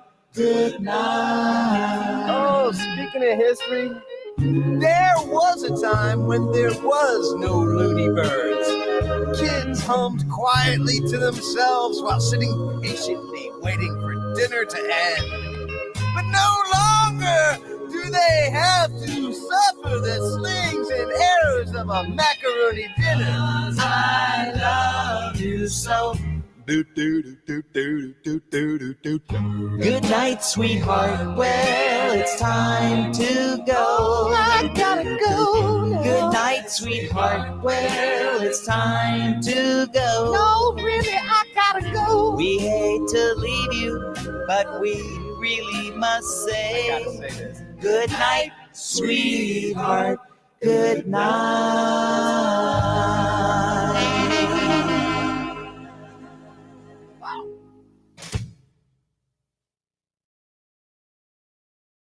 Until next time, you guys. See you all next time in the next upcoming Saturday Night Live.